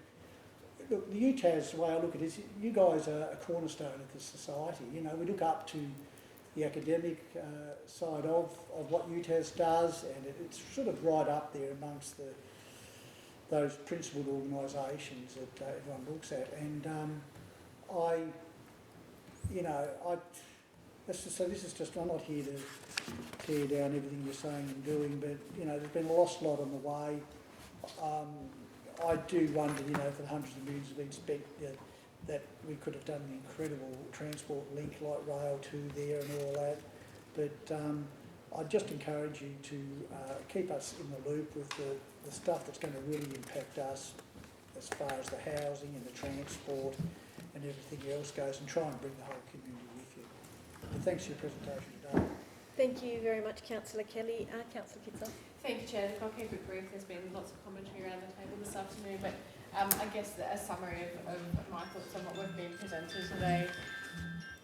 is that it's really exciting, it's really heartening. I think that I agree with lots of things that have been said around the table, and in equal measure disagree with some things as well. But the things of note to me is that I don't think that we are in any position to be telling you where to put your staff and your students.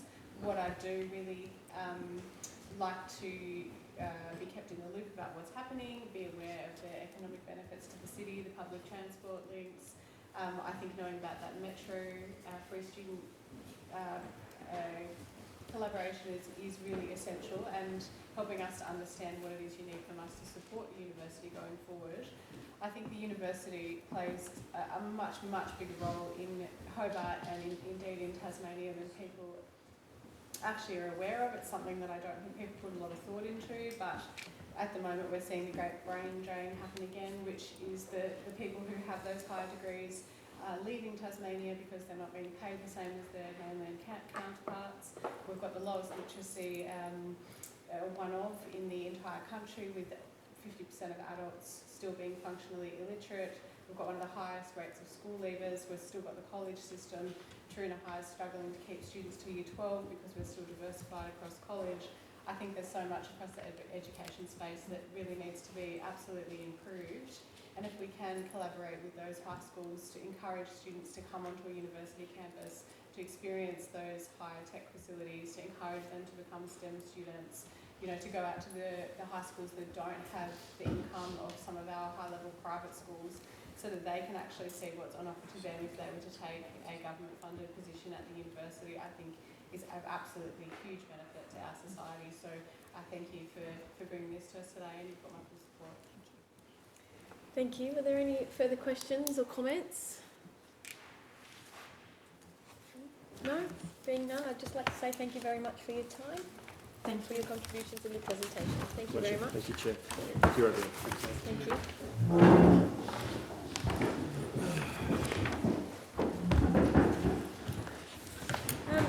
So I'm just going to take a break for approximately 20 minutes, and then we'll move on to 8.2. So if everybody could please be back by around about 5:50, that would be great. Thank you. I think we're all here. And we'll start again, if that's okay. And we'll start at 8.2 Sandy Bay area briefing, and I'll invite the CEO to introduce the item and make a presentation. Thanks, Chair. So, look, I've only got the first slide, as is our tradition now, really, when we're coming out to the suburbs, is to provide an overview of the suburb and things the council have been working on, but starting with the demography of the suburb. So the total people residing in the suburb as at June last year is just a tick under 16,000, so 15,595, at median age of 39. So the largest age group is that 25 to 34 years old. So 53% have a bachelor degree or above, compared to 49% for the Hobart LGA, but 22% for Tasmania more broadly. 36% are born overseas, compared to 29 in the Hobart LGA and 15 in Tasmania, so it's quite a high percentage there. So the top countries of birth are Australia, China, the UK, India, Nepal, Malaysia and New Zealand. So our top industries of employment in Sandy Bay are the healthcare and social assistance, education and training, accommodation and food services, professional, scientific and technical services, and retail trade, round that out. And our housing tenure for the suburb, 40% own their homes outright, 20% with a mortgage and 33% are renting, which is interesting to know. So Craig's going to take control of the slides. I think I'm going to hand over to Karen, I think, now. So, thank you. Thank you, Chair. So the next slide is just mentioning the Mount Nelson and Sandy Bay Neighbourhood Plan. So this is a plan which has been in the making for quite some time now. It's really just mentioning it tonight to say there's no update at the moment, but we haven't forgotten about it. It is work that's still ongoing, although we note that the state government plans to introduce legislation to rezone some land, and that we might as well wait for that body of work to take place before we get going. So I just wanted to flag that one. Oh, I can press this. Good. Where do I do it? Yep. The next one I wanted to just mention, we have had in recent times a few concerns raised with us about the community, about the condition of the bike paths in Sandy Bay. We have put in a capital bid for that work to take place, at least in part, next year. So just flagging that's not forgotten about either. And then I'll pass to David.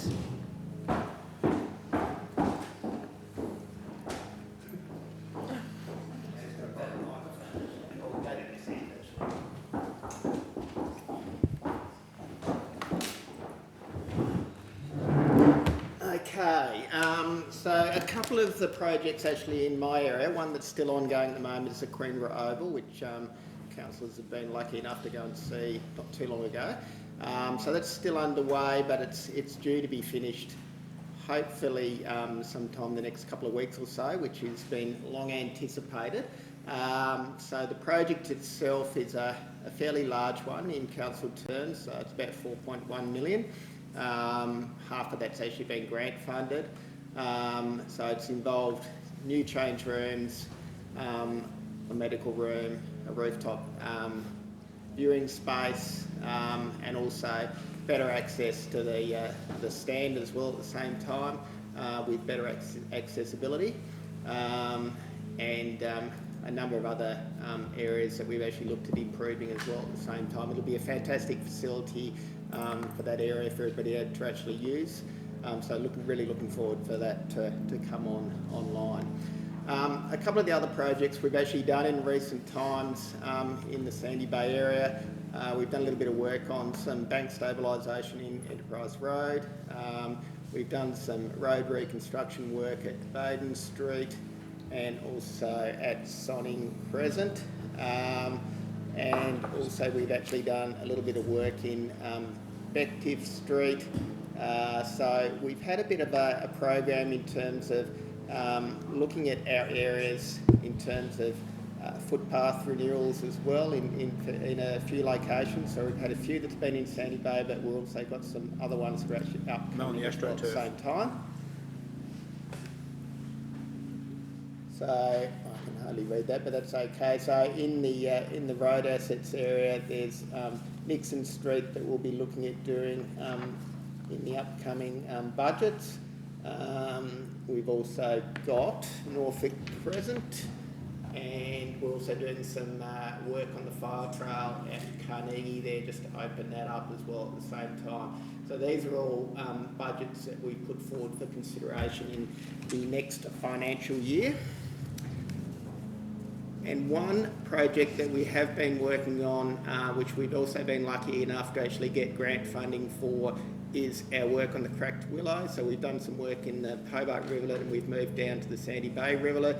There's about 319 cracked willows that we've actually identified in that area.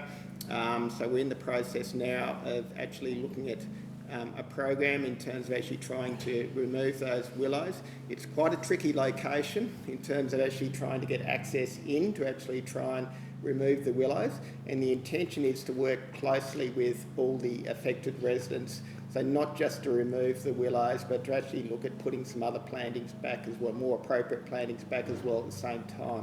So this is part of our, I guess, of our ambition eventually to try and remove as many of these cracked willows across the whole city. So as I said, we've just been lucky that we've had some grant funding to actually help us support us in that part.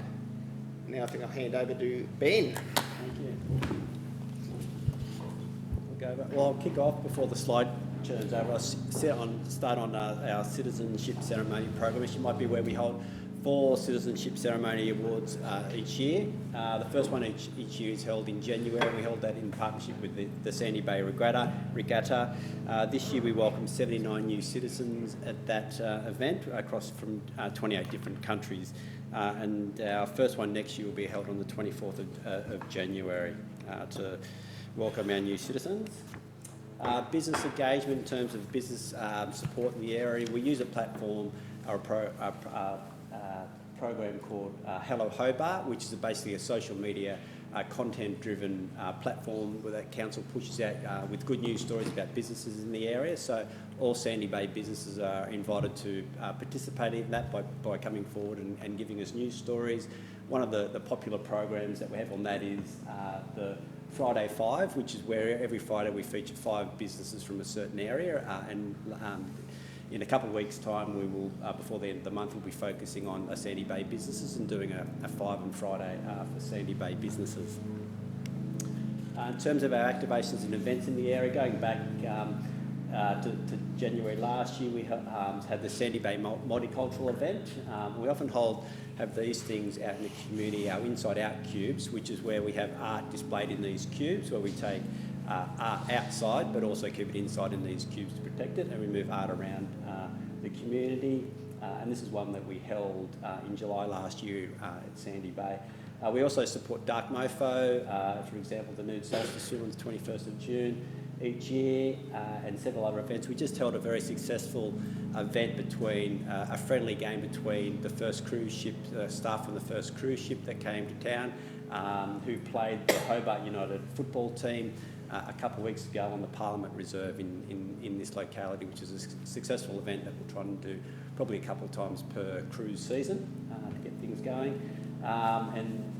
Coming up soon, we'll have the Christmas activations, the roving charters in various locations between the 1st of December to the 20th of December in the locality. Just finish off with environmental health.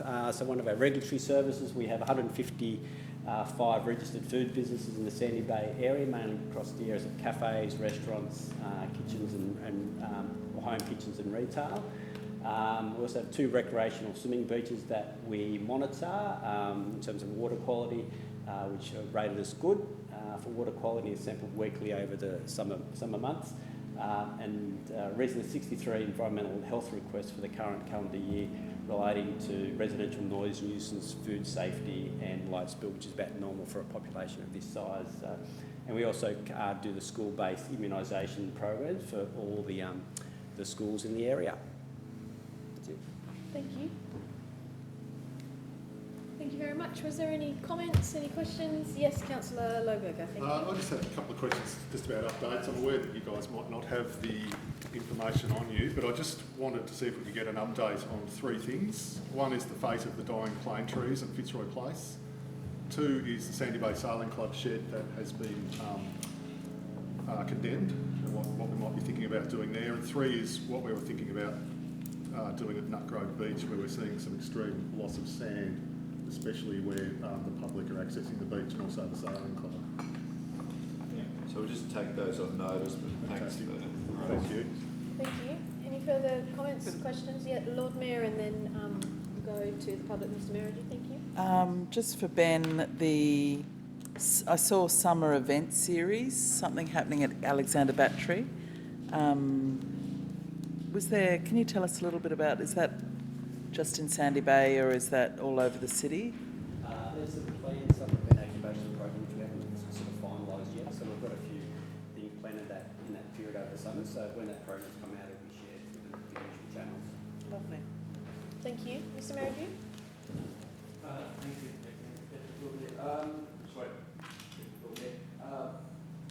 We are looking at the Sandy Bay area briefing, I hope, and I would like to get a briefing, if I could, from the appropriate officer as to where you have finished up after the extensive workshopping that you did with the contemplation of possibly building a ferry terminal somewhere on that section of Sandy Bay Road, not out at the Crosses, but just along from through Minewood and Derwent Avenue.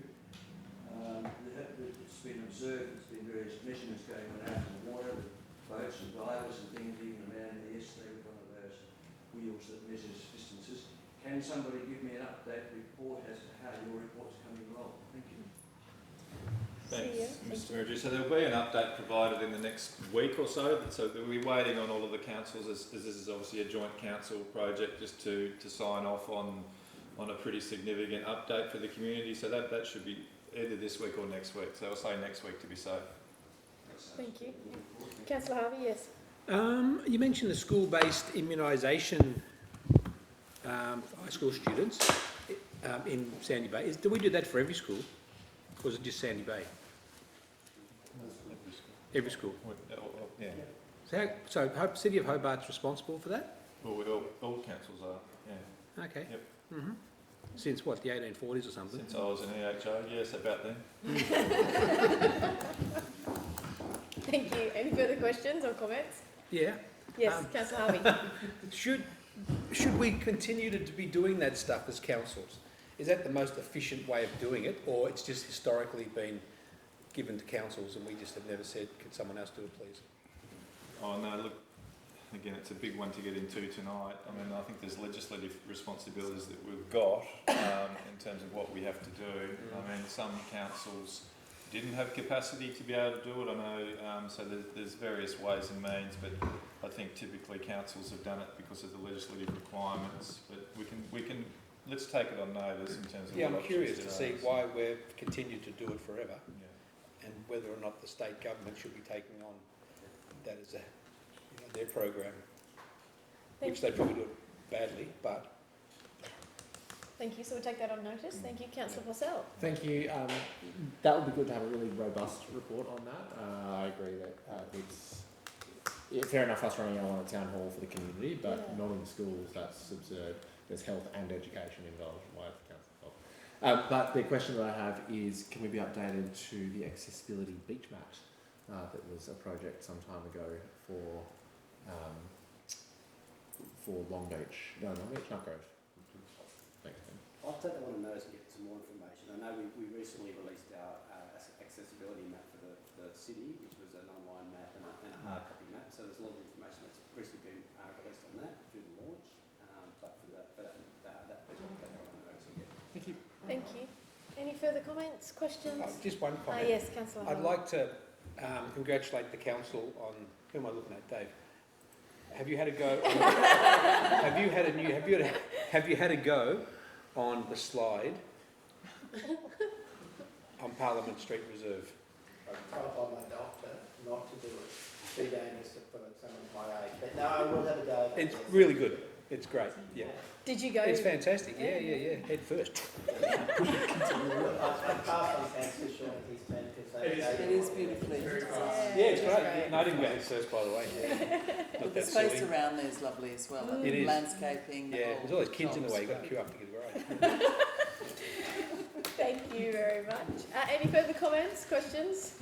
No, being none, we'll move on to 8.3, the bushfire preparedness report, and I invite the manager for open space and program leader fire and biodiversity to introduce the item and make a presentation.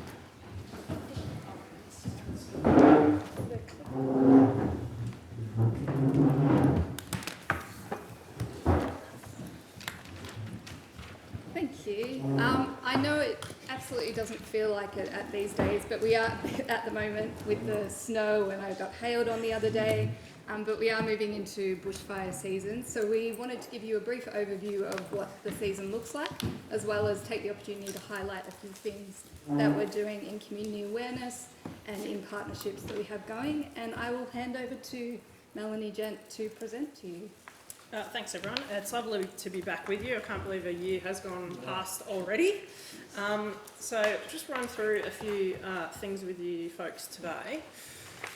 Just wanted to start with the seasonal outlook, but just keeping in mind this is for spring and prior to the end of November we'll get another update for the summer bushfire season, so we're happy to provide some information by way of a memo or something similar to you once that update comes out, and we can consider the implications for us here at Council.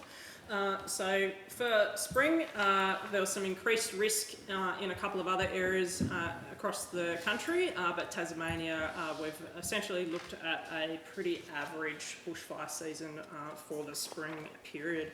And you would have seen, we did have some fires around Sorell and Nugent, which you would have seen in the news there. So some of our recent climate conditions, just to sort of set the scene a little bit for you, the data on the screen there is for June till August. And you can see that for a big chunk of Tasmania, we've had below average and very much below average rainfall for that period. And this is on the back of sort of multiple years of that being the case. Our minimum temperatures for the same period, June to August, we've seen sort of roughly average for the majority of the state, and some areas sort of around the coastal zones we've seen above average for the minimum temperatures. For the same period, the maximum temperatures are very much above average for Tasmania. So our spring bushfire potential, as I said, was seen as normal for Tasmania. It was reasonably dry sort of early in the piece, and then we've seen quite a lot of rainfall across the state.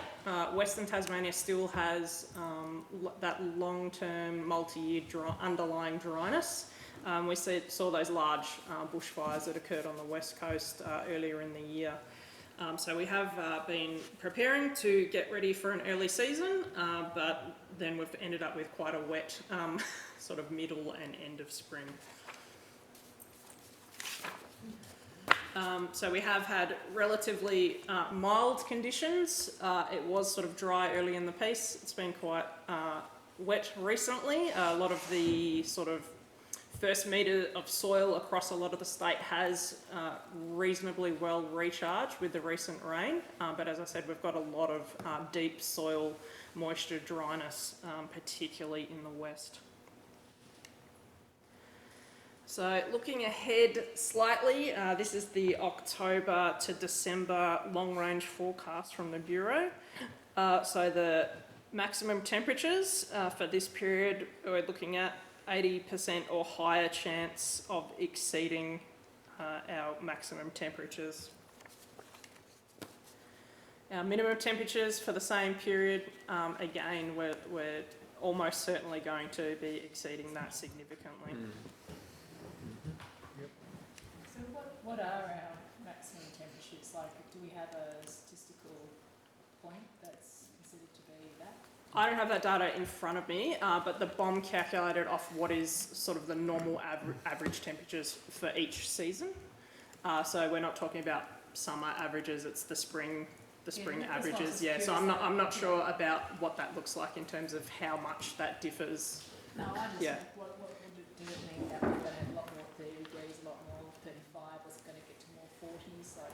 No, it's not that. So this is sort of spring and heading into summer. So it'd be sort of within probably a few degrees of the normal average temperatures of that. Would be my best guess for you there. But it could be, like we've seen across the whole continent, record-breaking degrees here, record-breaking everything. Which is essentially what we've seen. All this red that you're seeing on the screen, like this is not good news. I'll just make sure I'm on the right slide here on my page. So this is looking a little bit further ahead for the November to January long-range forecast, and again we're looking at that 80% plus chance of exceeding maximum temperatures. And another red slide, November to January, minimum temperatures also going to be exceeding. So just wanted to set that scene there a little bit with what we think we're going to be expecting through the coming summer, and it's really not looking good across the entire country.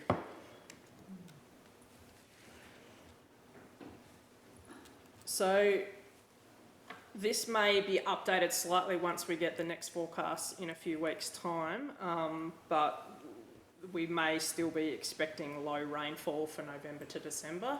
One of the patterns we've seen more with changing climate and changing weather patterns is instead of having rain over a period of time, we may get one significant rain event and then it will be very, very dry in between those rain events. So sometimes things on paper look like they're average, but that rain event may have all come at one time, which is quite challenging.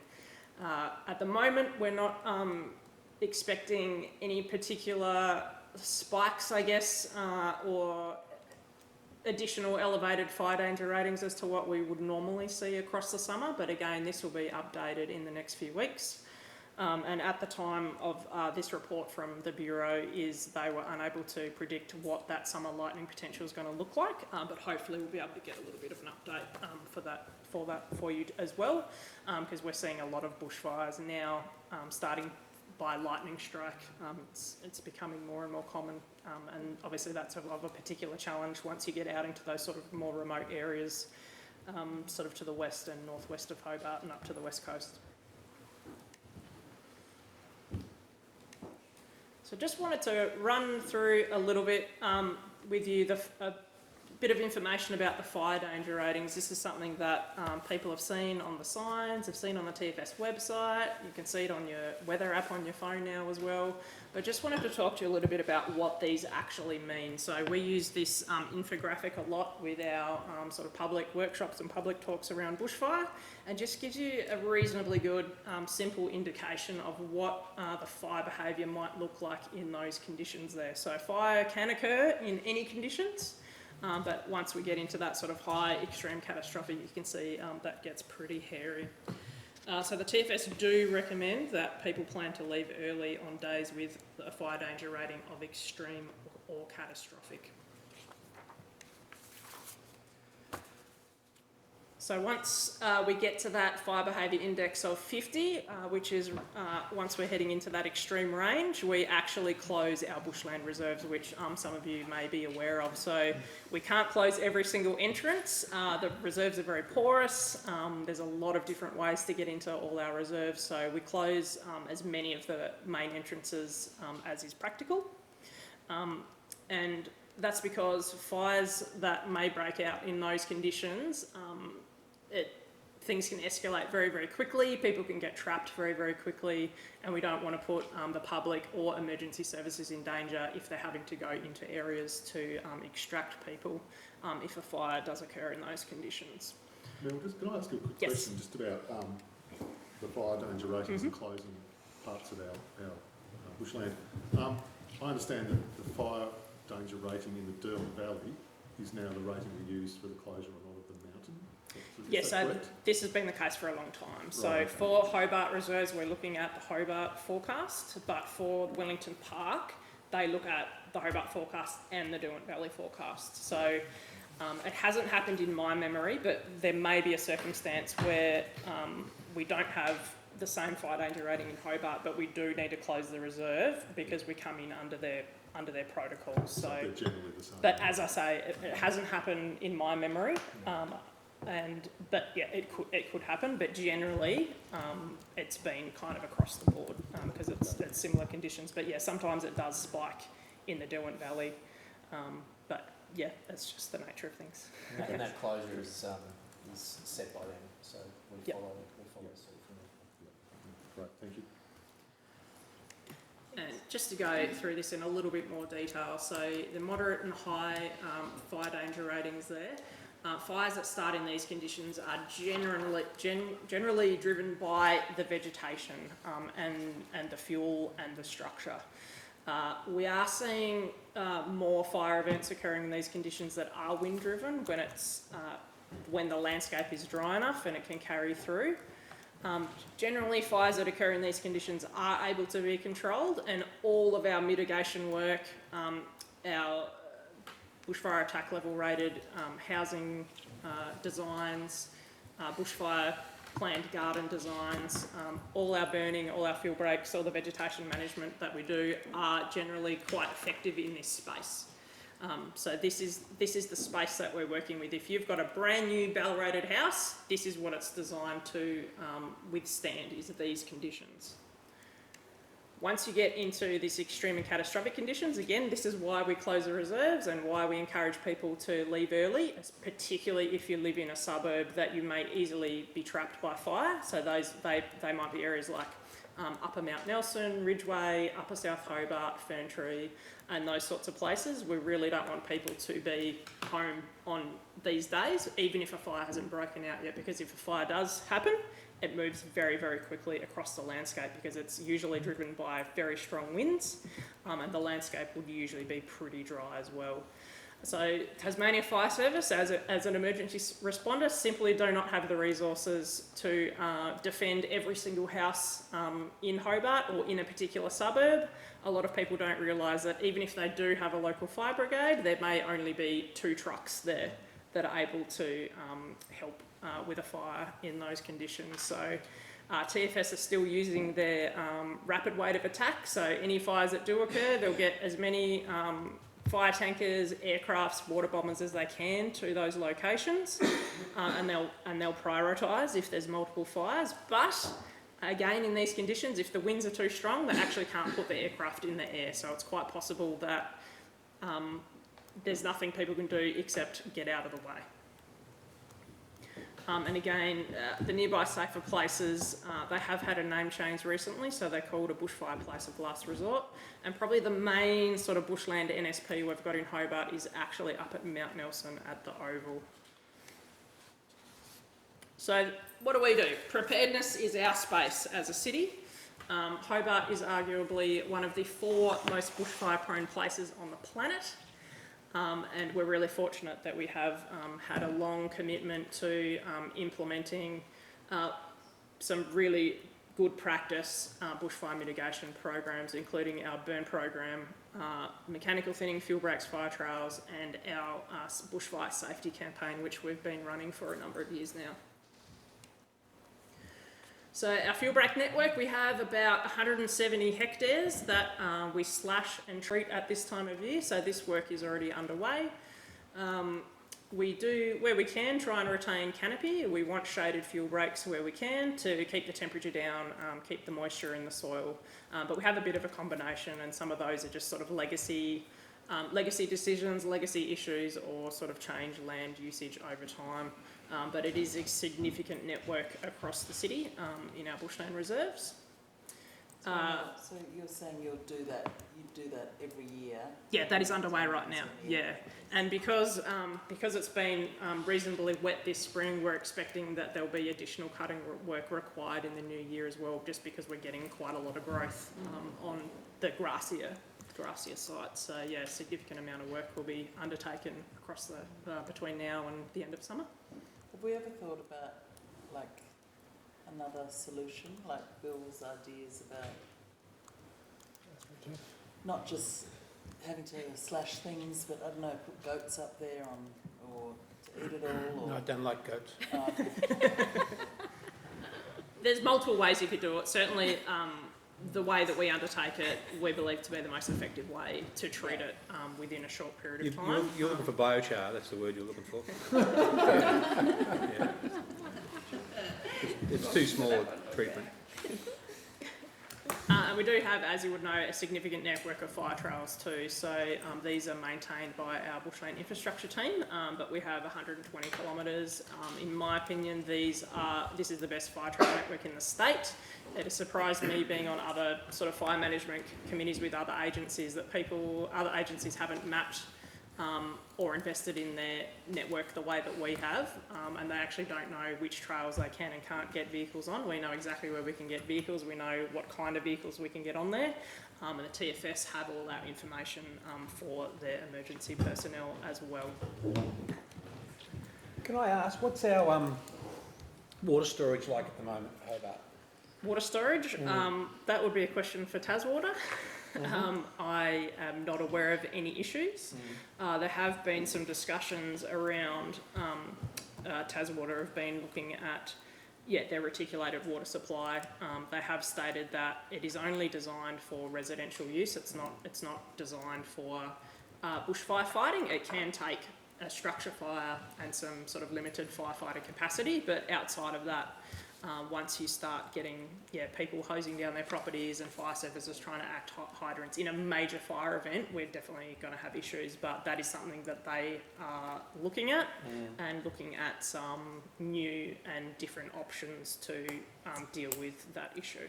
And with what's the term, aerial assets, your helicopters and little planes and things, do we have our own, or do we have to bring them in? Or we've got a permanent fleet in Tasmania? Tasmania leases as part of the national contract for firefighting aircraft, and we have 15, Tas Fire Service have 15 in the state. They're here all the time? They're not here all the time, they're on contract for the season. So this is where we're going to, again, start seeing more issues with overlapping fire seasons between the northern and southern hemisphere. It hasn't been too much of a problem just yet, but year on year it's kind of getting worse and worse. The West Coast bushfires, AFAC did a report on behalf of the fire agencies and made some recommendations around aircraft for that, including looking at increasing the winching capacity, because at the moment I was surprised to find out that we only have one winching capable aircraft in as part of the Tasmanian fire aircraft fleet. You mean for winching people? Yeah. Yeah. So that's something that the fire services, the state government will look at in conjunction with the feds. Mechanical thinning is another tool we've been developing and expanding, particularly over the last sort of 5 or 6 or so years.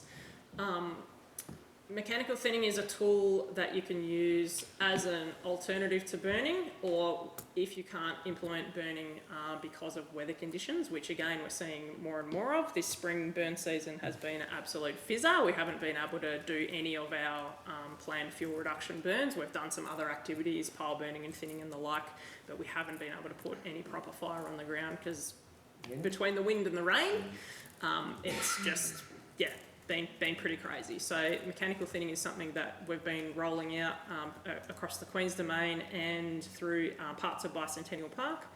And basically it's going in with chainsaws, cutting down some of the shrub vegetation, and we're careful around biodiversity values and managing that correctly. But yeah, basically cutting down the vegetation. If you can get it off site with a chipper, we'll take it off site and take it away. And other patches that aren't accessible, we'll come in and do pile burning to remove the fuels. And we're actually, apart from addressing fire risk, we're seeing some really, really nice biodiversity improvements in these sites as well, because they've historically had some kind of disturbance or change of land management that has sort of got the environment a bit out of whack. And our low intensity planned burning is unable to clear out the mass of vegetation because it's tall, it's big, tall, thick shrubs and the like. So really the only solution was to come in and start cutting. And we've done, I haven't counted it up, but just on the domain we probably would have done over 100 hectares since about 2018 or 2019. So that's the she oaks mostly. Mostly she oaks for the domain. Yeah, we do have some other shrub species which we're permitted to take as well. And is there what's the current thinking with regard to thinning the foothills of Mount Wellington and other forested areas? Is there like an approach, a formula? How many stems do you want per hectare, or taking out all the smaller trees to give more moisture in the soil to big trees? Is that a line of thought that we've... There's all sorts of different ways you can do all of this sort of thing. We're not looking at the mountain for thinning. We're looking at those drier forests in the foothills where there's been particularly, like I said, some of those land usage changes or disturbances that have put the vegetation type out of whack. No, that's what I mean. But yeah. The foothill areas, is that some of the work we're doing with UTAS to look at how far you go with thinning and what you thin and what your desired outcome is? To have the large trees left and a lot of the smaller trees that are competing to be removed. Yep, in a nutshell, yes. If you're happy to hold on to that thought, we will get to that a little bit later in the presentation and discuss it a bit more, if that's all right. Yeah. Yep, you're the boss. Yep. So we do have our own in-house fire crew as well. This sort of fluctuates between 25 and 30 staff, which is just about our entire fire and biodiversity program, plus some bushland infrastructure staff and staff from other parts of council. And the Wellington Park Rangers as well join us. So we do all of that in-house. We do all our own planning and burning in-house. But we do also regularly collaborate with other fire agencies and land managers in the Hobart area, which is a fantastic way of getting to know each other, understanding how each other works, and we know that in a major fire event, anyone with the right skills and capability will be called up to do what they're capable and trained to do, essentially. Like if we have a major bushfire come through, we won't be emergency firefighting. we won't be on the front line, but once that fire front comes through, everything else is still on fire and will be for some time. We're going to have trees down, we're going to have tracks and roads closed, so we envisage that our crews are very, very skilled in mopping up, and we envisage that we will be helping in that kind of capacity. Our planned burning program, we usually do this during autumn and spring each year because the weather is usually more stable. Spring burn season last year was nearly a fizzer, and this year it looks like it might be completely a fizzer. So we are investigating other options, and we've seen the last 2 years our winters have been very, very mild and actually more spring-like than spring. So investigating putting together a burn program for winter. It'll look a little bit different to autumn and spring because the days are shorter, the humidity is different, the daylight hours are different. We won't be able to achieve as large a patch size as we might be able to during autumn, but we think that there's potential for plenty of opportunity to implement more burning through winter. So that's something exciting and new that we're working towards. And our Prepare Now bushfire safety campaign, we've been running since maybe 2018-ish. It's been great to sort of get this messaging out into the community. We did have a bit of a revamp of style this year, but yeah, we do community events, stalls, bushfire workshops, talks, all sorts of different things. We work closely with the comms team to develop our banners and brochures, window stickers and other sort of advertising material as well. We do have, you may have seen our windows on the council centre the last 2 months. These came down today, ready for the Christmas shopping activation. But we went with a strong theme of trying to encourage people to get out in their gardens, get out around their house and tidy up and get their bushfire plans ready. So we're pretty happy with the results of that campaign. We've also got, just last week, set up a bit of a bushfire information hub in the council customer service. So we've got the Tasmania Fire Service bushfire safety guides and some other bushfire information for the community ready to grab. We encourage people to use the Tas Alert app. And something new that we've got coming in the next few weeks or so is our new signage trailer. So you'll see just in the bottom left-hand corner there, that was used for the open space strategy, and we are just in the process of designing some bushfire visuals, and we will have a bit of a program of moving that around to a bunch of different locations around Hobart in the bushfire-prone neighbourhoods, just as a new visual reminder for the community to get themselves prepared and sort out their gardens and their bushfire plan. So some of the messaging that we talk to the community about at our different events is around getting their properties ready. So as you can see on the screen there, it's really about tidying up around your garden, tidying up fine fuels, leaves and twigs, looking for those gaps around the house that are larger than 2 mil, and having a think about how people are designing their garden. We've got a little bit, I guess, off track in Australia in what we like to have as our garden and our decking and our housing designs, and there's a lot of improvements that can be made to ensure people are a little bit closer to being bushfire ready. Another thing that we talk to the community about is fuel arrangement and connectivity. So there's a lot of talk about the individual flammability properties of plants. UTAS have been doing some research in this space that we've sort of been working alongside them with. But really the most important factor is actually the way the fuel is arranged in your garden. So for example, on the left hand side image there, if embers sort of land on the ground in that scenario and those sort of ground fuels catch fire, the shrubs catch fire and then the trees will catch fire, But on the right-hand side of the image there, if an ember landed in that scenario, it's going to be very difficult for a ground fire to actually reach the canopy because there is some separation there between the ground and the canopy. So these are the sorts of things that we discuss in detail with the community to help them understand and consider the implications of their garden for bushfire risk. Bushfire plan is something else that we talk a lot about. I do have some with me today. If anyone would like to take a copy, I've got a few different pamphlets and brochures and information. The Tasmania Fire Service Bushfire Safety Guide, in my opinion, is actually the best brochure in the country for this. It's got everything in one spot and a bushfire plan in the middle that people can do. Basic information around what to pack in an emergency kit and the like. It's a fantastic brochure, and definitely encourage the community to grab a copy if they don't have one already. Or they can go to bushfire.tas.gov.au and all the information is online as well. Something else exciting that's happening for our team is in the collaboration and research space. So we are connected to a whole bunch of different organisations and groups in the research space, which includes the UTAS Fire Centre. We're represented on the Hobart Fire Management Area Committee.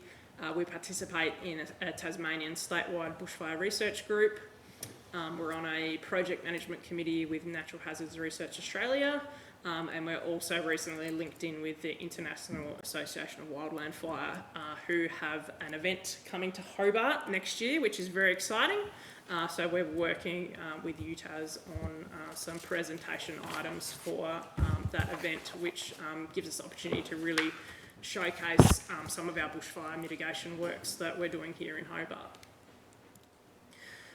So getting back to Bill's question around what we're doing with the UTAS, we've been working with Professor Bowman and his team at the Fire Centre for almost 10 years now. We've worked on a whole bunch of different projects, so our latest one is around our mechanical thinning work.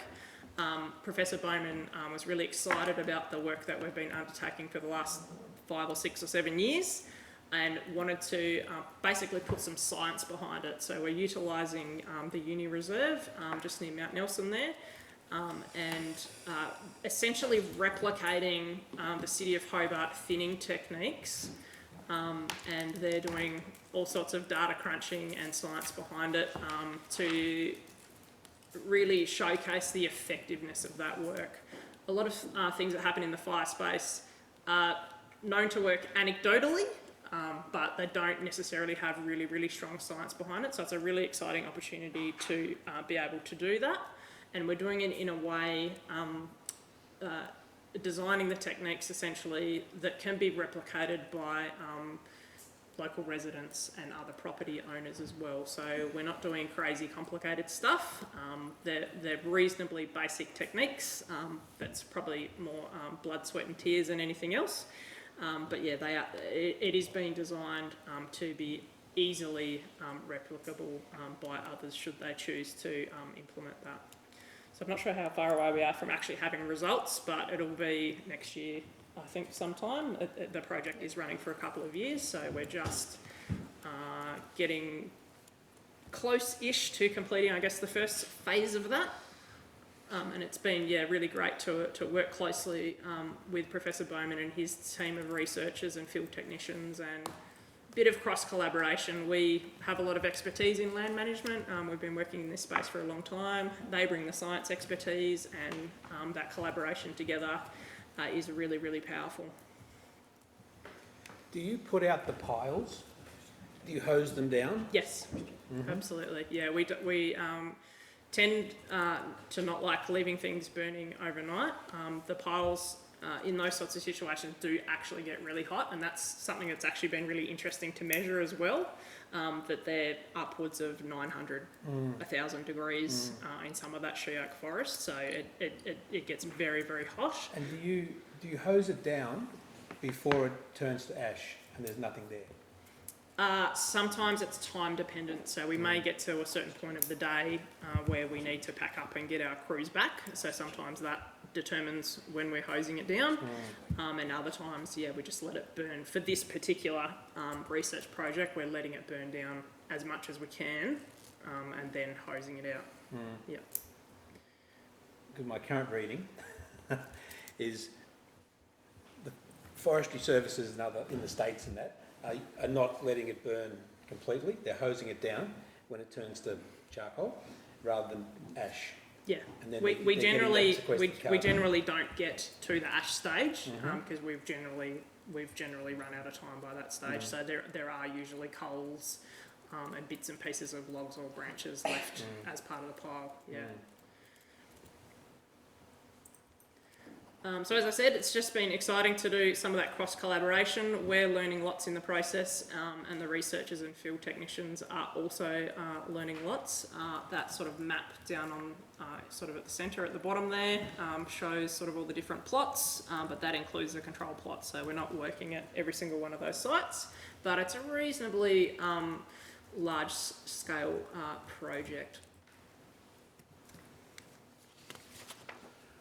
So that's the end of the main presentation, but I do, if Craig can assist, we do have a video to show. Unfortunately, we don't have any sound for this in this room, but this video sort of showcases the burning activities that the fire crew have undertaken over the last 12 months all across the city. So apologies, you won't hear the snap, crackle, pop or the especially chosen music for you in this video, but hopefully the visuals will be enough there. Can I ask a question on that exact space there now? I was up there in the weekend and the she oaks you mentioned before, they're completely charred and burnt. Do they regenerate, or are you going to remove them, or they just let them die? And some of those will sort of fall over and rot away.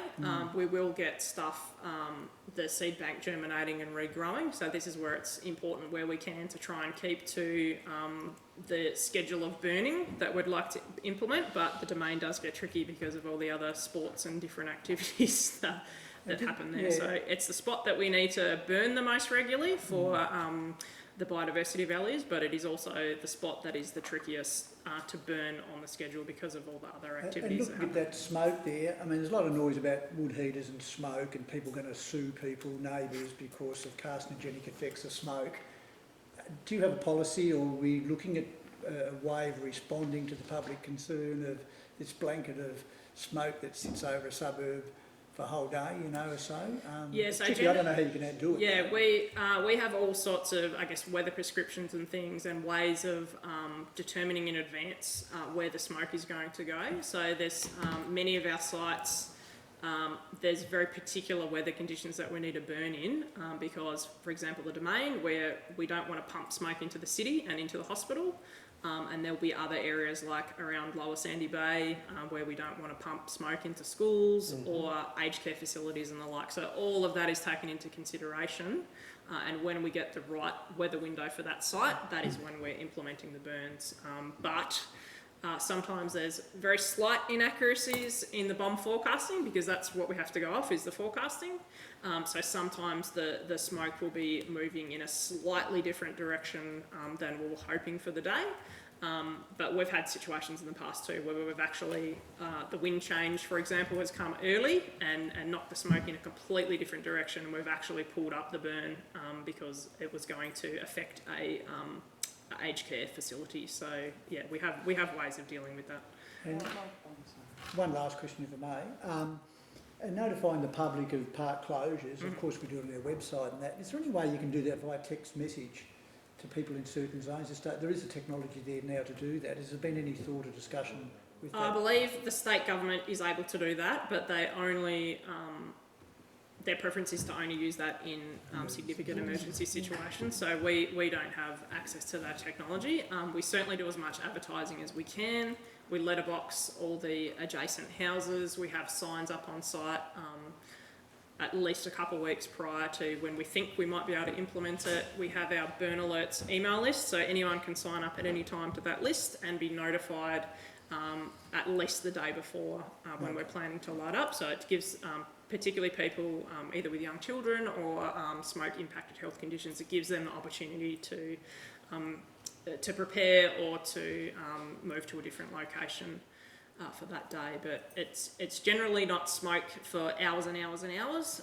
We have sort of a few hours of burning, and then predominantly it's mopping up. But yeah, sometimes the other agencies are burning in different conditions, or we have some of those larger scale forestry style burning out west of Hobart that can also blanket smoke across the city, which unfortunately we are unable to do anything about. But yeah, we do consider that as much as we can and try and work around that as much as we can, so that we're not affecting too many people with the smoke. Can I just ask, can we get, just this is taken on notice, not for answering now, but can we get the diagram of the city, and it sort of shows where we've had burns, where we're planning to do burns. Can we get an update of that? Because I'm a little concerned about hearing that we've had 2 springs where we haven't done any fuel reduction burns. We did do some burning last season, but Yeah. it wasn't as much as we were hoping. So we're really trying to do as much as we can in autumn. But yeah, we are beholden to the weather conditions, and that's all we've got to work with essentially. So this is why we've also been developing this mechanical thinning program as another way of treating fuels, because we know, as we get further into the future, year after year, that some of these climate change impacts are really going to significantly impact what we're trying to do. Some years we'll have good years for burning, and other years we'll have terrible years. But we don't know what we're going to get every year. So we're So there was a few weeks ago where Clarence did a whole heap.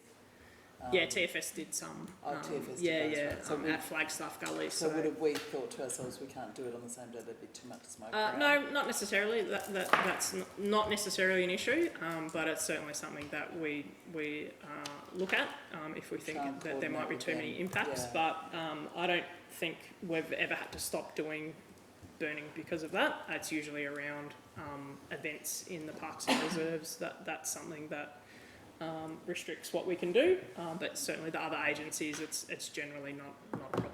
Yeah. Chair, I'll be very quick. Very conscious of the time. Just a quick piece of feedback. Last year's Mount Nelson fire, Thomas Hill fire, was caused by a brush cutter, and I think it would be helpful and pragmatic to have some comms around how residents can stop themselves from starting fires, but not only that, the rationale that we're closing our reserves, not only to keep people safe, but to prevent fires from being started. Just a crash on a mountain bike could instead of set one off. In addition to that, I still want to push the notion with council officers that we should be investigating what limitations we need to put on development around preparedness on the mountain, in terms of a planning perspective, in the same way that coastal inundation zones in some councils are being banned from development. If we're the 4th most bushfire-prone city in the world, we should be looking at banning development or subdivisions within certain zones around the mountain in particular, but I don't have the knowledge to progress that any further than it seems like the smart thing to do. Just feedback.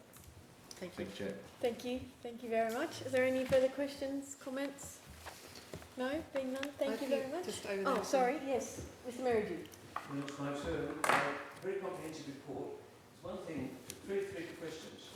You know how the ABC say fire emergency vehicle and safe to do so? That's where it finishes. Can you put on your brochure, and I'm trying to get the ABC to say, and check on your neighbour before you leave? That is certainly something that we discuss with the community when we're talking to them at information stalls or during bushfire workshops. The ABC have protocols which they're bound by as the emergency broadcaster, so they have specific sets of messaging that they're required to use, and they don't sort of go out that framework. But yeah, that is an important point, that people should be looking out for their neighbours, and particularly those who may be injured, frail, elderly, young, and the like, someone who may not have a car, or that sort of thing. So it's certainly something that we do discuss with the community to try and raise awareness around that. In your brochure, because you don't think you're in such a pain to get your dog, your horse. So what about the dear old country world that up the lane past you and waiting to him? Hang on, anyone seen it? Is anybody checking on it? That's the point. Okay. Second question is, you were saying people go out in the gardens breaking up and burning up. We're not allowed to burn up in the suburbs if you don't have the luxury of a trailer or a ute to get what you've clipped and cut and whatever, and go to the tip. If you do have such things, would you like to consider A, waiving the tip fees, or hopefully agreeing on this clean-up period that you're promoting between now and Christmas, and the council to offer a free pickup?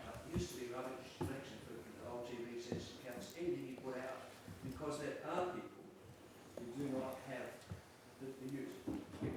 You want to cut out, but it doesn't want to be sitting in the heap in their gardens, they can't get it. Thank you, Mr. Merridew. Thank you, Mr. Merridew. I think the staff will probably take that on notice and probably have discussions later. Thank you so much for your comprehensive and really wonderful report. Thank you. Thank you. And next we have number 8.4, which is the Hobart Housing Action Plan, and I invite the Director of Strategic and Regulatory Services, Manager for Place Design, Sport and Recreation, Strategic Planner to present, please.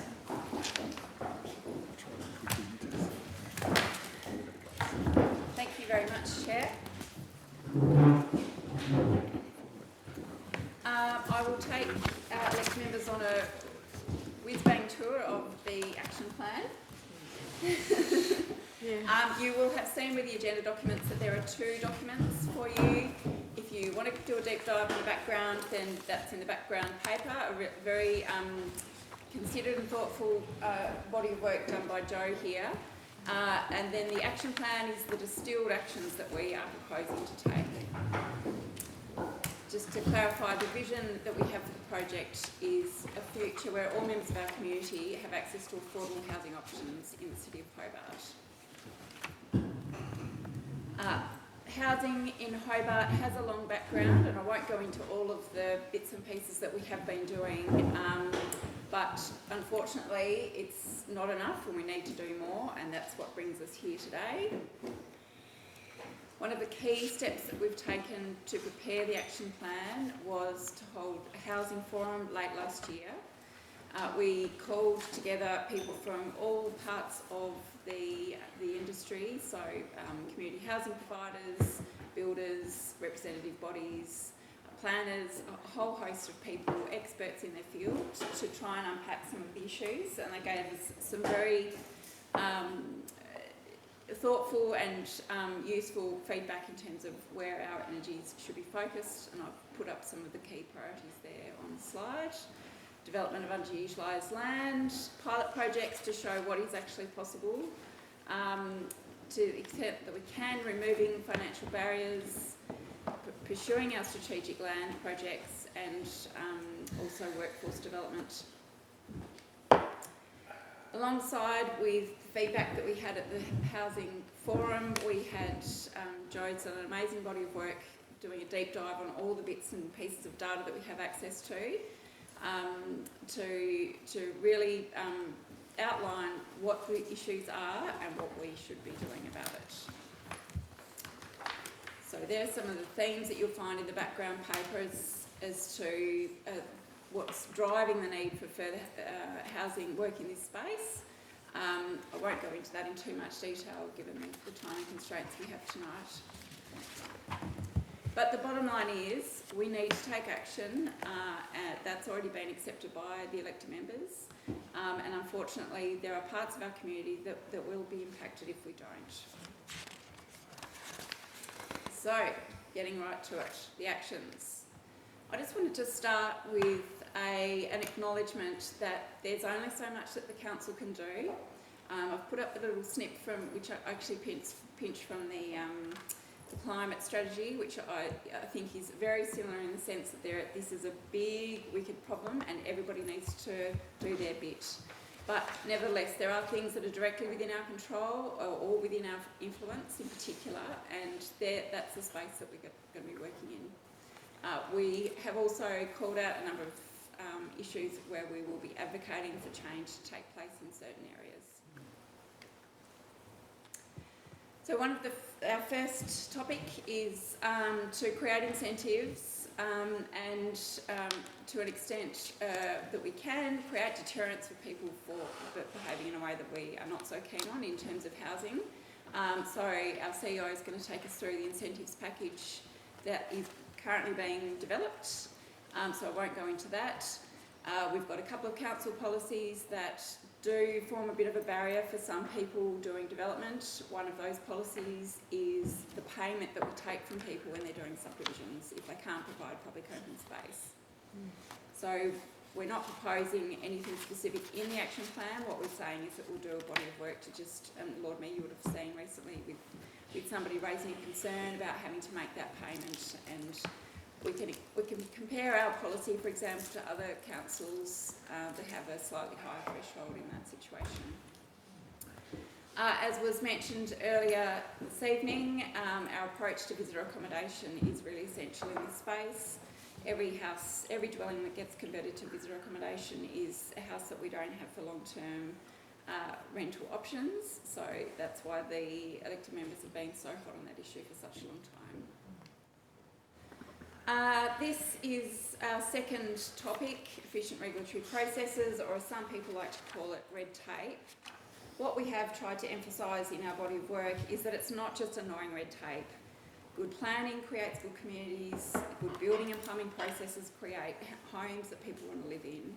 So we take our job really seriously. We need to dot all the I's, we need to cross all the T's, but we do accept that there's space in the way that we work for being a little bit more proactive and to try and smooth things out. So that we've named up a few things in that space. And we do also think that we need better feedback loops with the state government, because we are the ones with the lived experience of working in this regulatory environment, and we need to make sure that the outcomes that the community expect are enabled by that framework.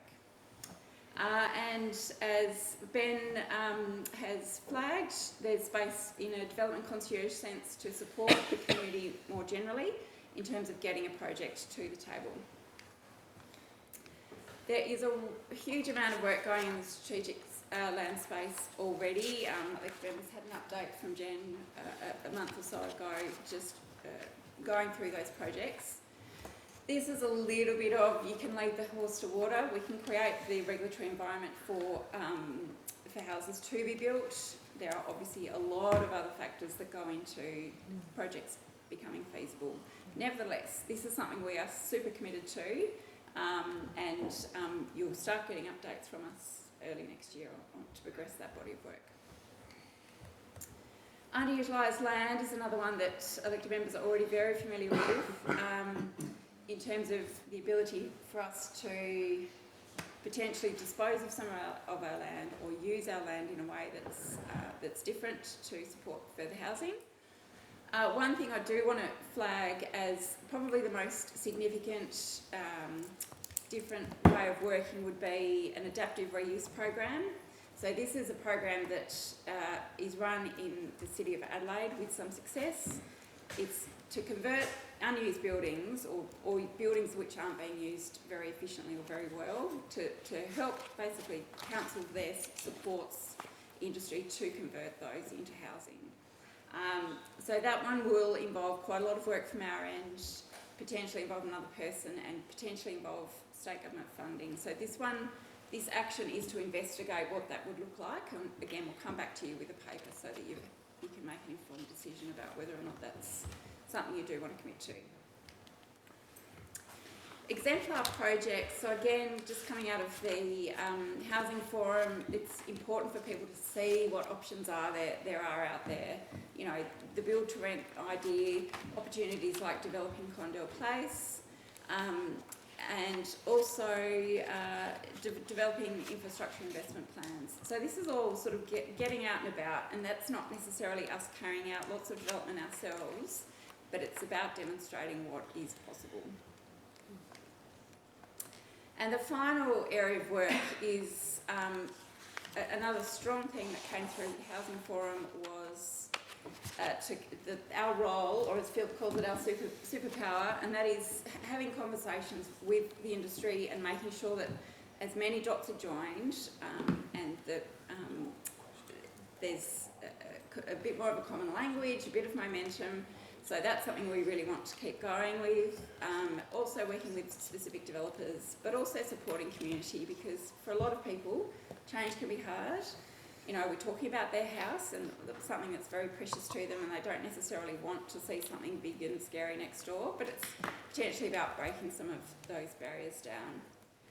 So, sorry for the speed, I've probably spoken way too fast but I've taken some Bloomberg questions for you elected members to break down your feedback. What do you like? Have we missed anything? And what challenges that you think that we might face? Over to you. Thank you very much. The CEO will just give his 5 minutes and then Might we'll just take add questions mine. at the end. Literally, that mine will only take a few minutes to add to that, and then we can have a quick conversation and answer those questions that have been posed there. Do you want to chuck mine up, mate?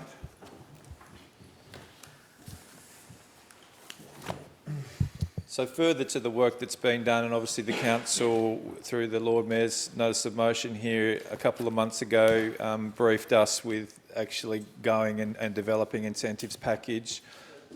That's the one, mate.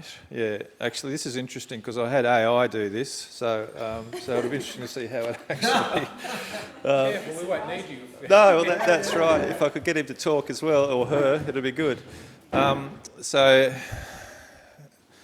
it's not my style, but it's an interesting one. So we had the council resolution, the Hobart, that we resolved to seek the report on incentivising, encouraging residential development within Central Hobart. And we have collaborated with TasWater really well and State Growth. Not so much TasNetworks haven't engaged with us, and the federal government at this stage either. But we are having great success with TasWater and State Growth in wanting to work with us on this.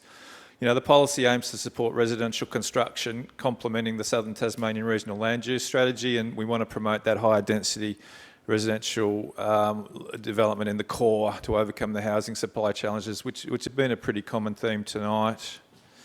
In terms of current housing supply and density, so yeah, we are a long way behind where we need to be, sort of 7.8 dwellings per hectare across our central area, that 25 which we've got a target of 25 dwellings per hectare in our regional land use strategy, so we're so far behind that it doesn't bear contemplation. So we need to do work around how we might shift that needle. In actual fact, that density, that 25 dwellings per hectare is likely to go up to 50 in the future, in the next iteration of the regional land use strategy.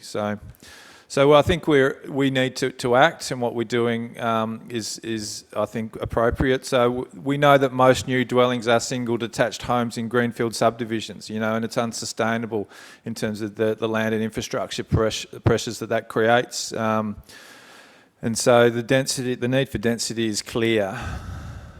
So we know the barriers to development. So there's a look at the barriers. That's 907 units or dwelling units that have been approved over the last 10 years across central Hobart that haven't been developed, you know, so 895, that 1 to 5, but if you know, the 16, 6 to 10 and so on down the line. So we're approving them, they're just not developed, they're just not building them. So what we're proposing is to prioritise starting the completion of residential projects, you know, so we don't need to assist development applications, we need to actually assist people once they've started or about to start. So we are proposing developments in the Central Hobart plan area, but we thought we needed to broaden it to include North Hobart and the waterfront to promote high density housing across that area. And there's the look at the area that we've certainly worked out, trying to pick up all of the areas that we think will likely be the candidate for residential development in this next period. Is that the CBD? Yes. Yeah. So up to North Hobart. So it's picking up North Hobart here. It's down to the waterfront. So it picks up, you know, St David's Park, that area through there. So we're going to convert the CBD into a suburb? Is that what you're saying? No, that's just the area that the incentive package would apply to. So that's just, it's really just trying to pick up the North Hobart as well as, so the whole of the central area is included. So it's not trying to demarcate any suburbs or any change of central, just this is just an incentive area. But it's part of our Central Hobart plan to have more people living in the central part of Hobart. Yeah, absolutely. So, I mean, the focus is on project delivery, you know, the starts, We've got a target area. We have established eligibility criteria, and I would like council to certainly to work through those in terms of we suggest setting it at least 5 dwellings in Class 2 buildings to obtain all necessary permits and approvals, and that can include apartments that are part of a mixed-use development as well. So we are proposing that we want design excellence. We're suggesting that to get our incentives, you need to have gone through the Urban Design Advisory Panel and have that as part of the proposal. But what we're saying it doesn't apply to, and again, I'd like your feedback on this, not necessarily tonight, but before it comes to council, is we don't think it should apply to residential development that's funded entirely by the state or federal government agencies for affordable or social housing. Community housing providers are eligible for the incentives, including the provision of, or the portion of affordable housing. We're saying any use class other than Class 2 as part of a mixed-use building wouldn't apply to those. So residential development that has already commenced prior to the endorsement of the policy. Residential development that's used for short-stay visitor accommodation or for student accommodation, or any 1B or 1A development. And we've given the modelling in terms of, so what we've looked at is 4 recent higher density residential apartments or building developments that have occurred in Hobart. And that shows that if we apply the 5-year rate subsidy, we are contributing around between 6,000 to 14,000 per dwelling, with an average of about 10,000 per dwelling. The table above, which is too small to read, is just the planning, the building, the plumbing permit fees. So for our highest, $20 to $25 million developments, you're looking at $79,000 for fees. So through to 17,000 for that $1 to $2 million. So it's not massive numbers, but reasonably significant when they're getting up there. But as I say, that's factored in, and that 6,000 to 14,000 mark is about as probably as much as we can provide. Is that enough? No, it's not, and I'll talk about that now, because part of this motion and the decision was to partner with other providers to be able to actually get that to a level that will shift the needle. And it probably needs to be, from the research we've done in this, probably needs to be around that 30,000 to 40,000 per unit to actually have an effect, based on the developers we've been working with. So we think between the state government and TasWater are about to come. They're waiting to see the council reaction to this tonight, but they will develop an incentives package based on a similar time frame to us, looking at reducing those developer charges and ongoing rates, and the state will be looking at property taxes around again. In the long term, they benefit. In the long term, they'll be in front. So they are looking to work with us, and part of what we would need to do is, if we're happy with this policy, is endorse this policy, but we also want to enter into an agreement with the TasWater and the state for a shared incentive program. So that's the next steps, is to engage with those entities.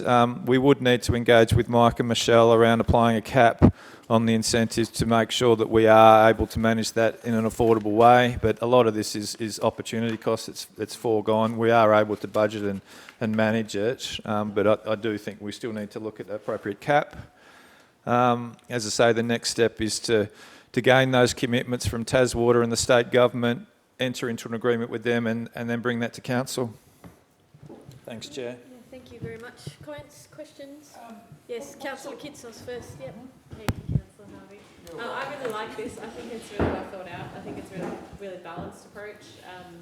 I think the things that I'm a bit wary of is that notion of perhaps developers who are going to develop anyway getting the incentive. So just being aware of that, which I think it's commented on.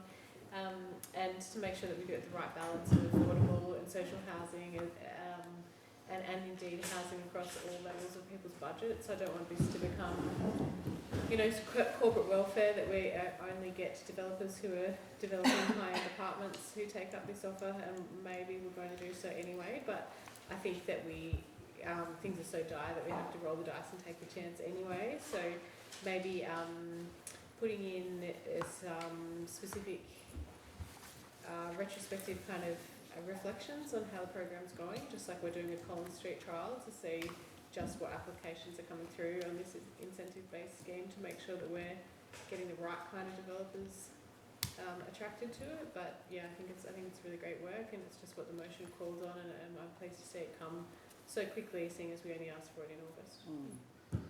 Thank you very much, Councillor Harvey, then Councillor Lohberger, then Alderman Bloomfield. It might be challenging, thanks Chair, but what sort of case studies do we have of developers who have, they've gone through the process, they've completed their development and they're selling their units for X amount? Do we have any case studies of what their return on investment is? Oh, they're all struggling and they're just marginal?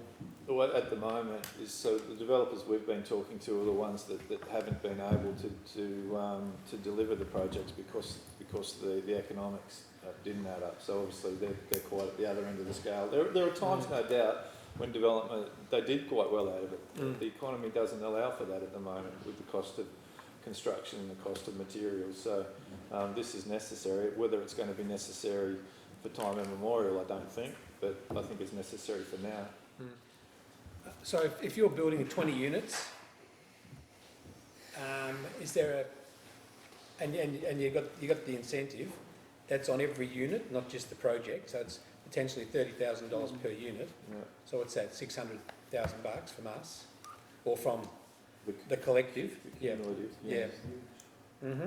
So that's not too bad. And then is there a requirement for those units to meet certain affordability standards?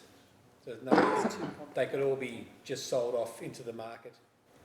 So it's not about providing certain types of housing, it's about providing a mix of housing into the future. No, we have been broad. I mean, we've even included aged care in there as well, which I'm interested in your views on that, and aged care and independent living units as examples. Yeah, I'll probably need one of those.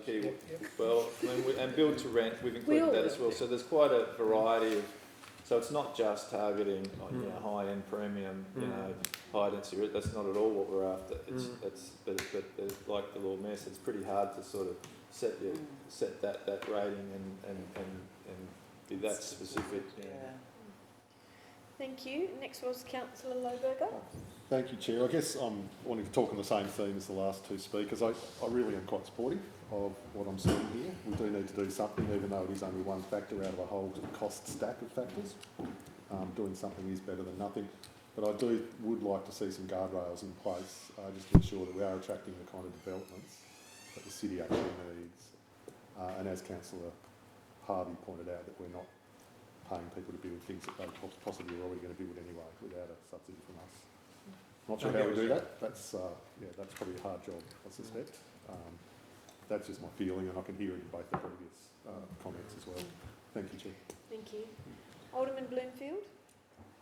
I'd like to know what the cap you're proposing is going to be for this project. So we haven't determined what that. I mean, Mike, have you got we spoke about the other day in terms of it's cumulative. In terms of, so the numbers are what they are in terms of it's 100% rate relief for 5 years. It is, but it'd be the number that we're able to enter into over a given period. So. And it's interesting, like you were kind of talking around about 30,000 per unit. So that's each year, or is that in total? That's in total. So ours is total over. So the numbers I showed are what we are able to provide over the 5 years. Right. So. No, that's all right. Okay. And the other thing was you were talking about talking to Taswater and a few other people, Tas Networks and so forth. I know that I'd been exploring the concept of tax incremental financing, which was with land tax and state government. Was that the kind of thing that you were examining as well? Yeah, land tax is one that the state are looking at in terms of their role in this. So. Yeah, because the interesting thing there is with the tax incremental financing, for those who don't know what I'm talking about, That's to do with the jump in value of land tax according to the DA, what that would supply, so that you'd get the normal amount that you've always got before the development was done, and the additional amount is what is therefore financed. But we're not doing that, we're giving the whole lot. So I worry because we've got such a large contingent now in the CBD, particularly in commercial, is now financing a lot of the establishments that don't pay rates. So that's going to make that load will be carried even further again. That will be quite substantial. So I worry about that. But the other thing is too, that when I talked about before, the UTAS, if they've got 10,000 students and they're only supplying accommodation for about 2,200, 2,400 of them, so if we allow for another couple of thousand that probably live locally because that's where mum and dad are, then we've still got around about 4,000 people who need homes that have always just been there and we've accommodated. University used to have a lot more share housing. That was certainly the way it was back in the 80s and 90s. They sold all those, just so you know. They were all around the Sandy Bay area where you'd have like 15 students in a house. And what we could look at, and this is why I ask it here, is that we could actually ask the UTAS to say, well look, as part of the condition of what, you know, you want to do all these further things and so forth, we'd like you to put some money into accommodating another 4,000 students at your own cost, to take the pressure off the rest of the ratepayer area, so that those 4,000 bodies that would normally be accommodated by ordinary rental properties and so forth will now be available for locals who don't go to university, who are facing homelessness, and we change the field. Especially when you consider how many Airbnb properties we complain about regularly. Here's 4,000 bodies that we could be actually directly getting. The people who got the money, UTAS has the money, they're happy to spend $400 million on their developments. But we could say one or two of these developments could actually be this, and this would be a game changer for the community, and it would actually buy them some social credibility as well. I mean, that's the one thing they don't have. The, 78%, whatever it was, of the community said, don't move, don't spend this money. And for the first time, we actually have an opportunity. They could do something good that actually They're does doing the money. many amazing things. I don't like these sort of criticisms that you pull out of the air. Thank you very much. Thanks for your commentary. Councillor Posselt. Yeah, thank you. I have a lot and I will go through it very quickly. Going to Karen's presentation, 6.1.3, I think was 130 grand for personnel. Is that right? That we were potentially seeking money, state input? Through you, Chair. So this is, we will do another body of work just to outline the costs and whether you do want to go ahead with that. So we're not asking for that. No, understood. Yes, it just potentially, we need to be realistic. This can't be a project that somebody does off the side of their desk. No. My the message I wanted to send for that is that I just think that sometimes we just need to crack on, and I think seeking 130 grand, if we can pull it out of thin air tomorrow, great. But if there is any semblance of a delay, let's just fund it ourselves. Moving through the other things that I've popped up, I wanted to clarify. Point 10B in Michael's presentation in the report, any use class other than class 2 as part of a mixed use building. I understand class 2, I just want to clarify, if you're building mixed use residential, this would still be applicable. Yes. If you've got shop fronts on Not for the commercial elements, for the residential elements. I think that there is a case there, given how hard we're trying to push for this. I think there is a potential case there to allow it to extend to commercial, to encourage, like your car yards or whatever, to put housing above, because they may have only done single story development anyway, and by us saying actually we won't have to pay rates on your car yard now for five years, that may incentivise them to go up as well. I think it's worth. We can have a look at it, Yeah. but that's not what the motion calls for, because the commercial don't seem to be struggling at the moment. So. Yeah, no, totally, and I defer to experts. These are just the thoughts that I had when I was reading through the policy. On the cap, I've written down monopoly money calculations, and I think that they are, because we are budgeting for foregone revenue of something that doesn't exist. Like, we're budgeting for rates assuming that the building was going to be built. But if we hadn't have done the rates incentive, the building would have never been built vis-a-vis, we would never have had access to those rates anyway, which makes me think that a cap is not very pragmatic, because that revenue was never going to come anyway. So my personal view is that it should not be capped. So we are refunding some fees, so there are some costs that we need to bear. They're not massive, but yeah, so that's why, but again, it would be in case that this was widely successful and you know, we had, you know, difficulties in being able to manage that, that's all. But yeah, no, that's fine. I still believe, in my view, that I don't think we require a cap, and I think that investment will be paid off in the long term when the 5-year rates holiday expires. My view is no cap.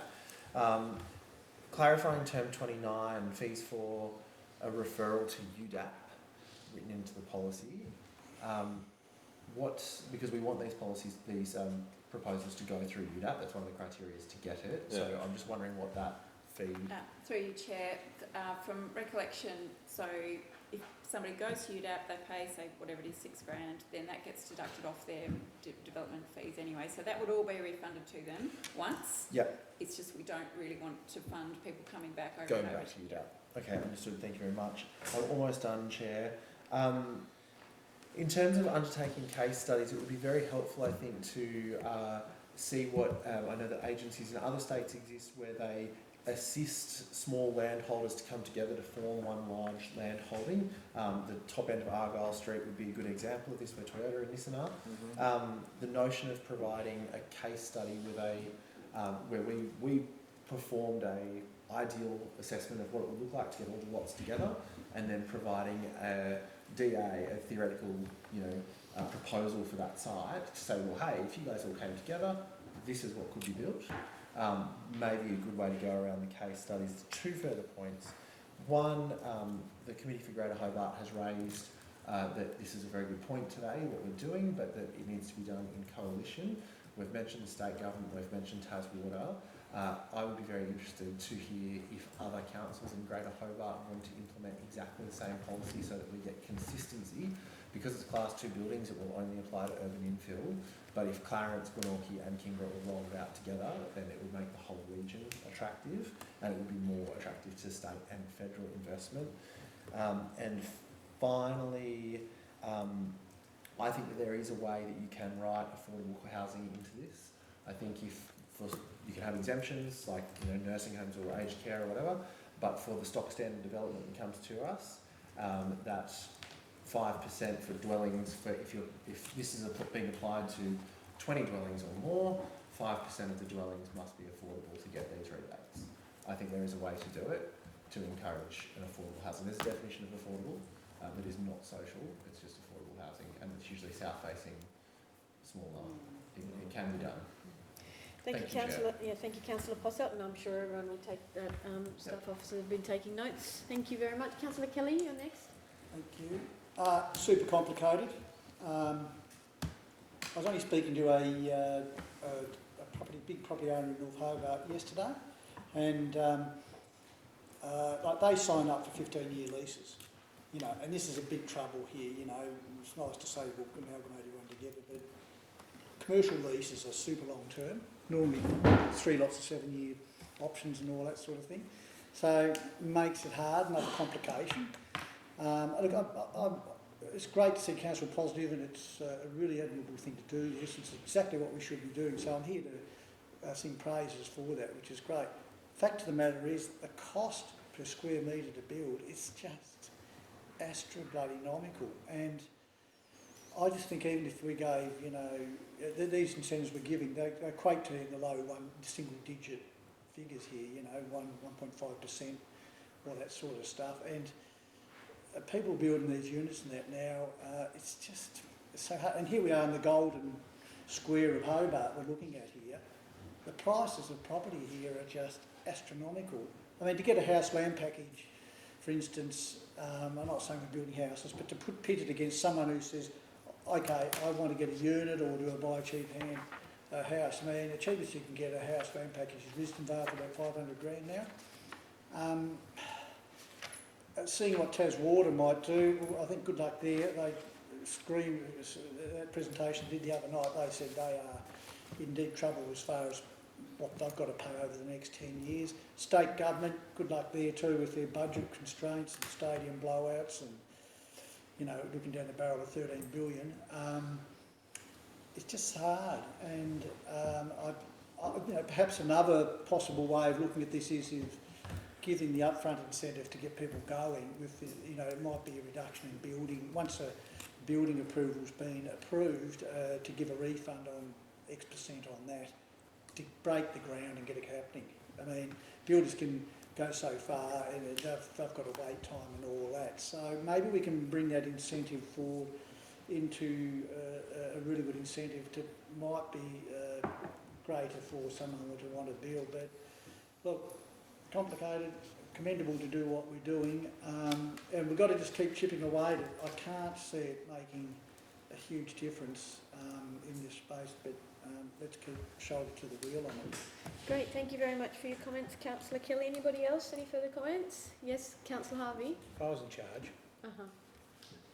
I'd be in Glenorchy, looking, like I've said this hundreds of times, working on how do you get accommodation above their car parks. They've got hectares of car parks. It's much lower hanging fruit than developing things here. There's models out there. We've done it with Collins and Battery Point, Barrack Street, Liverpool and Barrack. No, I've done it in Goulburn as well. That was another one. We've done it multiple times in Hobart. I know it's not our area of influence, but I'd be saying to Glenorchy, can we help you develop 200 or 300 units on your car parks in Glenorchy? Much easier. Thank you. We'll go to Mr. Merridew first and then Lord Mayor. Yes. Okay, just in one of your graphics, you showed the employment structure in Hobart, and it was public servants, state public servants, councils, education, coffee shops. No manufacturing. Now, if you're going to provide housing for 4,000 people in Hobart, where is the employment going to be? Because I see the employment with Incat and I see the employment with Cambridge. I don't see any employment things unless we get super Commonwealth out for 1,400 people in Hobart. And seriously, these people need jobs. You need to house them as they did in the 50s. They had all that manufacturing in Norfolk, and they put Springfield and Chitwood and all those places because that's where the jobs are. Thank you very much, Mr. Merridew. Lord Thank Mayor. you. So yeah, I just want to say thank you to Michael and the rest of the team, in particular for a really quality bit of work with the incentives package. As you mentioned, Chair, just produced very quickly, but I think it's really excellent work and definitely worth us trying, and hopefully we can get the state and TasWater to join us, and then we've got something that's really, if nothing else, it's it sort of attracts attention and hopefully sort of helps the process of people considering whether they're going to proceed with their project or not. So I think, yeah, I'm definitely really keen to get moving on it as soon as we can. On the housing action plan, I still think it's probably got too many actions. We've done a lot of strategies and action plans over the years, and we don't ever get it all done. So I would rather we pick 3 things and do those and have staff able to really get the results out of them and put the other stuff on a sort of, you know, a to-do list down the track. I'd also like to think about, once we've sort of looked at this incentives package for new builds, new major builds, I do think there's also another market in the kind of retrofit, some of the big houses into kind of duplexes and triplexes, that I know North American cities that have got challenges with housing, and also the same demographics as Hobart, with these big sort of rambling houses, and you know, people rattling around in them, and having an incentive to help put in additional bathrooms and extra walls and these sort of things could be another interesting. Not do this first, But I think if we start getting good at incentives packages, I think that would be another interesting one to try. It's a different market, but it's the good thing about it is that the number of builders who you could access. It's much more the small builder who. One of our challenges with the big multi-unit residential is we don't have the big construction companies, and so with that sort of incentive package we'll be tapping into many more of the sort of smaller builders who potentially are more available. So yeah, that could be something down the track, but all in all I think it's great and I'm looking forward to doing more on it. Can I just speak to that one? Yes. Thank you. We do have an action in there which refers to Bluefield housing, which is exactly that. It's looking at large housing and large sites and being able to do gentle density on those sites. So that includes things like ancillary dwellings, which are now called secondary residences or commonly known as granny flats. So that action does specifically talk to that matter which you've raised. And incentives to do that? That would probably be a separate conversation once the decision to proceed with that course of action was made. Thank you very much. There's no further questions. I'll move on to 8.5. Thank you for your presentation, really appreciate it, and that wonderful work. Thank you. We'll move on to 8.5, the draft Hobart. Sorry, we've done that. Well, that was it. Sorry. It's like she's repeating that. Let's do it again. Let's just do it again. We'll get a better second. Yeah, sorry, need my glasses. Number 9, questions without notice. Yes, Alderman Bloomfield. I'd like to firm up those questions I had earlier. I would like to know if we could reach out to the University of Taos to ask just how many students are actually engaging with the Southern Campus so that we know what the impact is. I'd also like to know those that are actually coming from interstate and overseas. I don't care if we mix that up or not, it doesn't matter. I want to know who's actually already here and who's coming in so that we can actually quantify that impact. Because I actually think that should be part of our plan. Yeah, I think they said that they were going to give that to you. I'd just like to make sure that we've got that because they might. It's not part of our. Well, I think they said they were going to, but CEO's happy to take that as well. So you've got it twice now. Thank you very much. Great. Number 10, can I have somebody please close? Thank you very much. Now, open portion of the meeting is now closed. Thank you very much.